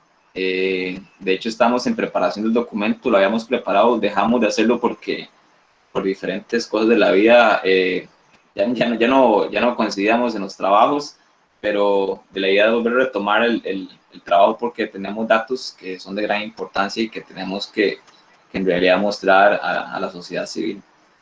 Sí, hemos ido poco a poco, hay algunos proyectos de Barrahonda que ahora hemos ido publicando conforme nos hemos ido sentando, ahí vienen las publicaciones, y sí, en algún momento si gustan cualquier dato de cavernas, y con muchísimo gusto se los hacemos llegar. Ahí poco a poco nosotros vamos a ir sacando las publicaciones. Esperamos que pronto venga esta de cavernas. Ok, muchas gracias. Bueno, Manuel Rodríguez hace un comentario y dice, excelente presentación, colegas. Una investigación increíble. Muchas gracias por el aporte a la conservación. Apenas yo pueda, voy al parque a ayudarles con los insectos. Ahí va el Emma. Después aquí tenemos otra de Nacho Montoya. Dice, excelente trabajo, mucha dedicación notable. ¿Han encontrado cambios en las poblaciones de alguna especie que sea atribuido a efectos directos del cambio climático? ¿Creen que es necesario incluir datos meteorológicos en este tipo de estudios? Saludos. Ok, los datos meteorológicos, vamos a empezar por ahí. Sí, son súper importantes. Barrahonda tuvo una estación climatológica por algunos años, entonces aprovechamos todos los datos que pudimos, Y por ahí tenemos los datos también de cómo fueron variando según temperatura, humedades, que es un dato que varía más, es menos confiable, lo que es la precipitación, ahí sí bastante. Entonces sí había cambios bastante considerables entre, por ejemplo, épocas de sequía, donde los murciélagos tendrían a irse hacia sitios donde se acumulaba el agua y desaparecían por completo casi de sectores del Parque Nacional. Algunos, por ejemplo, en el río Nacaome, donde quedan ciertas fuentes de agua hasta marzo o abril, los murciélagos se van y si no ya tienen que migrar hacia otras zonas más cercanas a los manglares, a las costas. Entonces, conforme ocurran más estos eventos de sequía o se vean más prolongados, también pueden variar no solamente en los sitios que frecuentan, sino en número. Datos sí les podemos decir que en las redes de niebla no les podemos dar un número exacto, pero sí se fueron capturando menos murciélagos conforme avanzaba el tiempo, excepto en bosques primarios, ahí cerca del sector de las cascadas, donde más bien el número de capturas era 2, 3 y hasta 4 veces más alto de lo que dan otros registros para lo que es la provincia de Guanacaste. Y sí encontramos datos que no produjimos nosotros, con, por ejemplo, Desmos, que es bastante abundante en época seca y es uno de los murciélagos más abundantes. Por ahí encontramos la información de que cuando hay sequías prolongadas, él normalmente obtiene todos lo que es el líquido bebe un poquito de agua, pero se dice que va a aumentar sus ataques conforme el cambio climático aumente las temperaturas, porque se va a hidratar un poquitito más con sangre y un poquitito menos con agua si tiene menos disponibilidad. Ahí para aportar algo a la pregunta, Mario, nosotros también no tenemos datos porque nunca direccionamos un proyecto con el cambio climático. Como lo comentamos al principio de la presentación, fuimos como escalonados en cuanto a las investigaciones, ¿verdad? El inventario nos dio, pero la línea base de datos de murciélagos nos dio lo segundo que eran los refugios, después nos dio la parte de dieta, después la parte de ectoparásitos y endoparásitos y las cavernas. Ahora, que si creemos que es importante incluirlos, claro que sí, porque se ha visto, el primer año que yo llegué a Barra Honda, que fue en el 2011, llovieron alrededor de 1.800 milímetros, 2 años después llovieron 1.300. Entonces, no hicimos un mix con los datos y junto con las condiciones o datos del clima, pero a mi criterio sí es bastante importante poder realizar un estudio de esos. Ahora, si usted, porque en realidad que es bastante importante. Ok, muchas gracias. Ana Patricia Campos hace un comentario, dice, un trabajo de años que aporta muchísimo a la ciencia y a la toma de decisiones. Este trabajo es gracias a la dedicación y pasión que los caracteriza. ¿Qué más? Muchas gracias. Bueno, recordarles a Randall y a los demás que están preguntando sobre dónde se va a subir el video. El video se va a subir a un grupo que se llama Flora y Fauna UTN Atenas, un grupo de Facebook. Los invitamos a unirse. Tenemos otra pregunta de Isla Chinchilla, que dice, ¿qué recomiendan investigar para próximos estudios sobre murciélagos en el Parque Nacional Barra Honda y en general en Costa Rica? Bueno, después del estudio de cavernas, yo después por un tema contractual tuve que irme del parque. Eduardo sí quedó, pero después del estudio de cavernas nosotros teníamos pensado realizar grabaciones en sitios de cultivo alrededor del parque para así poder demostrar la importancia de los murciélagos como un servicio ambiental en la toma en el control de plagas que ellos realizan, ¿verdad? Entonces ese era como el estudio que seguía después de las cavernas, porque a nosotros nos parecía importante poder demostrar el servicio ambiental que los murciélagos dan al medio ambiente. Entonces, más o menos ese sería, eso era lo que seguía en el estudio que teníamos pensado, pero por cuestiones de tiempo y otras cosas, no hicimos el estudio. Claro, y sería bellísimo poder llevar a los mismos agricultores a formar parte de esta investigación, a que vayan a sus parcelas, a que vean que los murciélagos se comen ese gusanito que tanto lo joden las plantaciones de maíz, que los murciélagos se van a alimentar también de los mosquitos bastantes que hay ahí alrededor de los pueblos del Parque Nacional Barra Honda. Ese era uno de nuestros enfoques, junto con el trabajo con otro tipo de refugios y estructuras. queríamos mucho trabajar con la gente. En ese momento, cuando produjimos más ideas, uno no sabe dónde va a estar en el futuro, pero si van a hacer investigación, no solamente en Barra Honda, sino en Costa Rica, los estudios a largo plazo tienden a dar mejores resultados. Entonces, traten de buscar algo que sea estable en el tiempo. No se vayan, por favor, a donde hay más. Eso es siento yo, un error que muchos de nosotros cometemos frecuentemente, porque, bueno, qué bonito ir, perdón por dar los ejemplos, que a la selva, qué bonito ir a la Tirimbina, que vayan, está bien, está buenísimo, pero hay otros sitios que tienen muy poquita información y inicien con su listado de especies y después ahí se van a encontrar un montón de datos. Este tema de las tiendas también es poco investigado, el tema de cambio climático es poco investigado, entonces son temas que van a generar datos importantes para la conservación de los murciélagos. Hay otro tema que está bastante fuerte ahora, que es el de murciélagos y techos, conflictos con seres humanos. Ese es otro tema que es muy, muy recomendable también. Muchísimas gracias. Bueno, tenemos agradecimientos acá. Dice Elvis Gutiérrez, felicidades Eduardo y Oscar, excelente explicación. Saludos a la familia Gutiérrez. Nueva Ronda. Bueno, invitamos a alguien más si quiere hacer sus consultas o preguntas por medio de chat, o si lo piden, le podemos dar el micrófono para que hagan sus preguntas mediante el audio. Mientras tanto, quería hacer énfasis a algo que explicaron ustedes al principio sobre los permisos científicos que se necesitan para hacer investigaciones. No sé si saben o conocen, hay mucha investigación aquí de extranjero. Lamentablemente, como no han pedido permisos, nunca dejan esa información en Costa Rica, a pesar que la hacen en este país. No sé si conocen algún caso de eso o qué piensan respecto a ese tema. Ok, ese es un tema bastante amplio. Nosotros en algún momento fuimos patrocinados por una organización extranjera que sí nos pedía muchos de los datos en inglés, pero nosotros siempre nos hicimos cargo de los permisos. Sí, hay una parte un poquito tediosa, que es la parte de colectar todos los documentos que necesitas, que la cédula, que ir a pagar el permiso de investigación, en aquel momento también un permiso de colecta. Ya si vos querés tener acceso a material genético, también necesitas otro permiso con la CONAGEBIO. Al extranjero, por lo general, viene por periodos un poco más cortos, aunque hay casos de extranjeros que tienen años de estar investigando acá. A ellos se les da un permiso un poquito más corto para investigar en Costa Rica. Para nosotros, los ticos tenemos hasta 1 año de permiso de investigación por parte del SINAC. Un extranjero le dan 6 meses de permiso de investigación. Hay algunos que, es cierto, no sacan su permiso.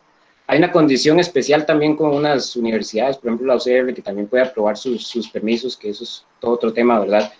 Pero sí hay una serie de requisitos que cumplir que no hay que tenerles miedo, simplemente es hacerlos, ¿verdad?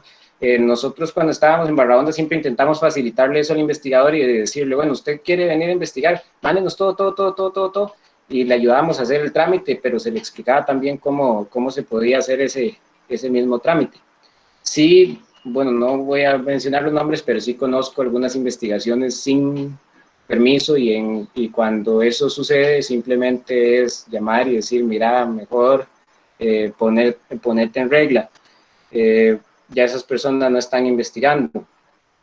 Sí es súper importante porque si no están los permisos, después se pueden meter en problemas legales, hay implicaciones legales de no sacar esos permisos, entonces mejor de ahí cumplir, ¿verdad? Con lo que preguntaba Memo, nosotros la primera publicación que hicimos la hicimos en inglés, en una revista que se llama Bad Research News, y después yo le decía a Eduardo, no man, tenemos que publicar en español, somos ticos.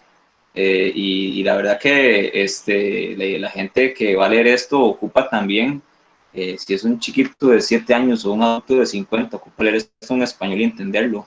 A mí por eso también me gusta mucho la manera que publicaba Alexander Scotch, que no le hace un montón de estadísticos, que chi cuadrado, que R, que aquí, que allá, no. También hay que de alguna manera publicar para que la gente se entere de los recursos que tenemos en el país. Y yo siempre pensé, porque a mí al principio me gustaba mucho la herpetofauna, ¿cómo es posible que el libro de Jay Savage esté solo en inglés si toda la información la captó en Costa Rica?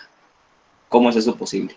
Entonces, de ahí fue donde nosotros también tomamos como la idea de hacer muchas cosas en español y no solo en inglés, porque analizamos eso y en realidad que no es justo, ¿verdad? Que también hay estudiantes que se les complica el idioma y quieren aprender y que no pueden hacerlo por la barrera esta, ¿verdad? Del inglés o de otro idioma. Entonces, de ahí la importancia de también sacar documentos en español. Sí, en Costa Rica hay muchas revistas científicas y la verdad entiendo que son muy leídas, muy recomendadas si quieren hacer publicaciones científicas específicas. Si le quieren llegar más a algo a nivel latinoamericano, un tema interesante, les recomendamos el boletín de la Red Latinoamericana de Conservación de Murciélagos, donde pueden publicar información ya sea científica o pueden hacer artículos populares en donde ustedes pueden expresar opiniones, datos de educación ambiental, de actividades, etcétera. Buscar los canales para que todo tipo de público entienda.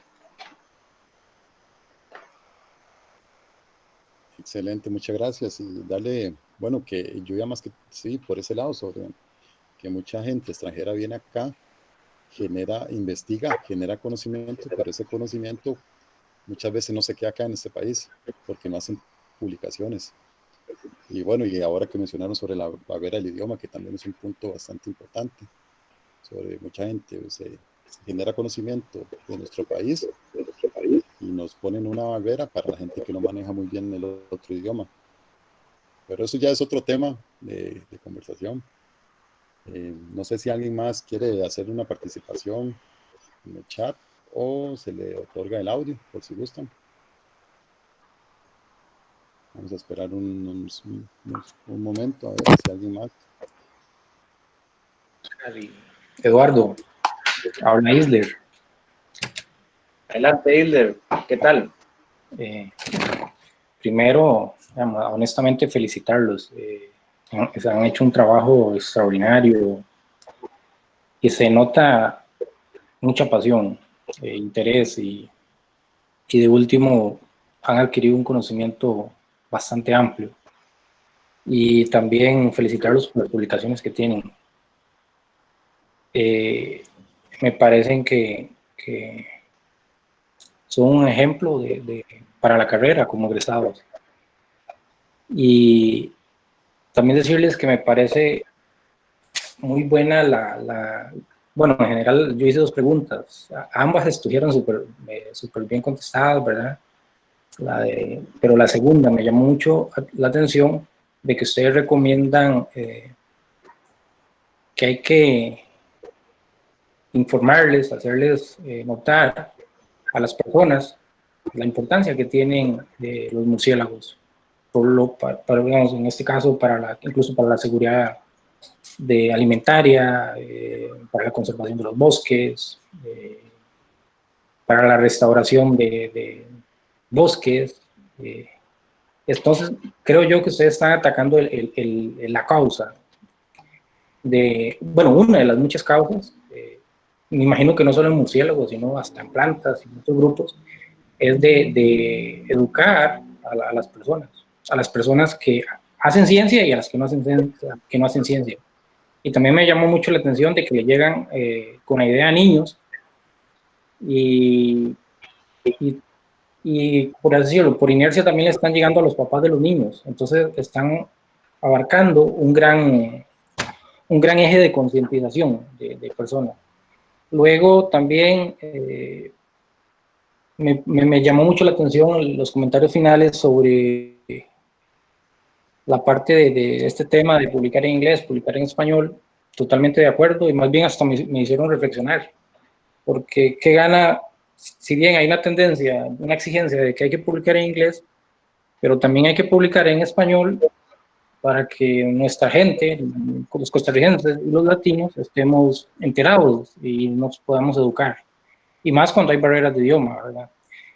Y por último, decirle a todos los compañeros que están, los colegas que están escuchando, que los hemos escuchado a ustedes, de que hay que seguir trabajando, porque la UTN ya se ha fortalecido muchísimo en los últimos años y hay que seguir creciendo. Y como ustedes dicen, la parte de trabajo en equipo, eso es muy importante. Y eso debería inculcarse desde que estamos en la UTN, ¿verdad? Desde que empezamos la carrera. Y sí, pura vida. Isler, muchísimas gracias por sus palabras, la verdad es que nos deja muy contentos, ¿sí? Y sí, bueno, nosotros intentamos tener un tipo de presentación, conversatorio tratar de hacerla amena, ¿verdad? Casi que antes de iniciar la presentación tuvimos una conversación también entre nosotros y da alegría como buscar un poquito entre las experiencias pasadas y decirle a Coco, a Oscar, mira, acordate de aquella vez que fuimos a hacer aquella sesión de campo y a usted le pasó esto y esto y esto, y después a mí me pasó esto y esto y esto. Es algo muy, muy bonito, autosensibilizarse primero y después contagiar a todo el mundo de eso. A mí me encanta ver a las personas que llegan a hacer los conteos o a la gente con la que primero hablé de murciélagos y en aquel momento no estaban tan enterados y ahora tienen proyectos de investigación y todo. Tal vez no es por mí, es porque les gustó el tema, porque se metieron más, les gusta y no sé, transmitimos en algún momento algún poquito de esa pasión y cada uno lo puede hacer con el tema que le guste y no solamente investigación. Si uno está haciendo lo que a uno le gusta, es como si no estuviera trabajando, es una cosa lindísima. Ahora, yo soy de pensar que si usted hace una publicación científica con bastantes estadísticos, usted está llegando a un público que ya está sensibilizado. Vea, por ejemplo, cuando hemos leído a Alexander Scott, eso lo puede leer desde un niño de 7 años que aprende a leer en la escuela hasta la persona adulta y va a entender, man. Y yo creo que eso es como lo más importante. ¿Por qué? Porque ya los biólogos están sensibilizados, ya les gusta hacer conservación, ya saben los datos, pero estas personas que son las que mayormente afectan, por así decirlo, la conservación o los recursos naturales, ocupan ese tipo de información para poder sensibilizarse.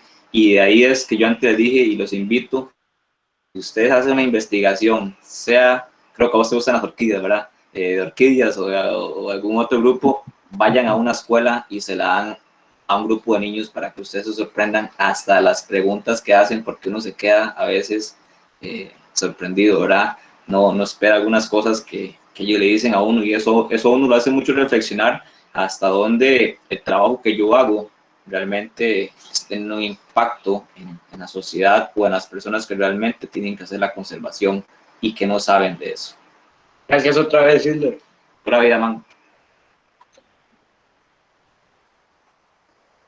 Gracias a ambos y de una vez adelantarme que en un futuro vamos a tener la participación de Isler Chinchilla también, para que en su momento no se pierdan la exposición de él. ¿Alguien más con alguna consulta o pregunta?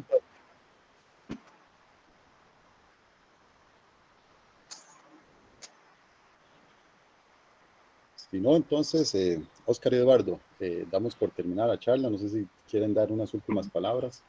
De antemano agradecerles la participación y agradecerle a todos los oyentes que estuvieron acompañando en esta charla y recordarles si algún egresado quiere participar en este ciclo de charlas puede contactarse. Adelante, Oscar y Eduardo. Otra vez, gracias a todas las personas más bien que nos acompañaron hoy, a las personas que nos han acompañado también en ese proceso de investigación a lo largo de estos años. Por supuesto que a los funcionarios del Parque Nacional Barrahonda con quienes hemos compartido y todas esas personas que nos tomaron ahí como una familia, no siendo nicoyanos, no siendo guanacastecos, estamos muy, muy felices de haber trabajado en aquel momento ahí. Esperamos, por supuesto, seguir haciendo trabajos en ese sitio. Y otra vez, gracias, don Guillermo, por abrirnos este espacio y dejarnos compartir con todas estas personas. De mi parte, agradecerles a todos por su tiempo, por su atención. Un poquito pesado, 2 horas de presentación casi tenemos, pero creo que se conversó bonito, que es lo importante, y se compartieron ideas y de este par de locos que le gustan los murciélagos, ¿verdad? Yo siempre lo he dicho y me voy a morir con eso, que yo voy a defender los murciélagos a capa y espada porque, bueno, el beneficio que ellos nos dan al ser humano es increíblemente grande. Entonces, creo que esa es como una de las luchas que quiero llevar en mi vida siempre, tratar de sensibilizar a las personas y que ellos entiendan que este grupo es de gran importancia, y no solo, sino todas las taxas en general.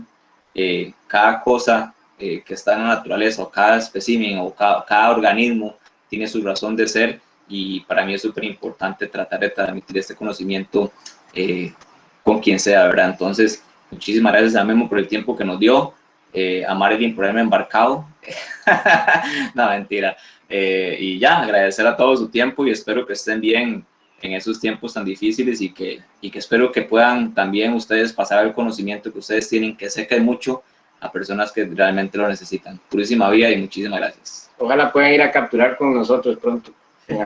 Vamos a ir a trabajar el campo.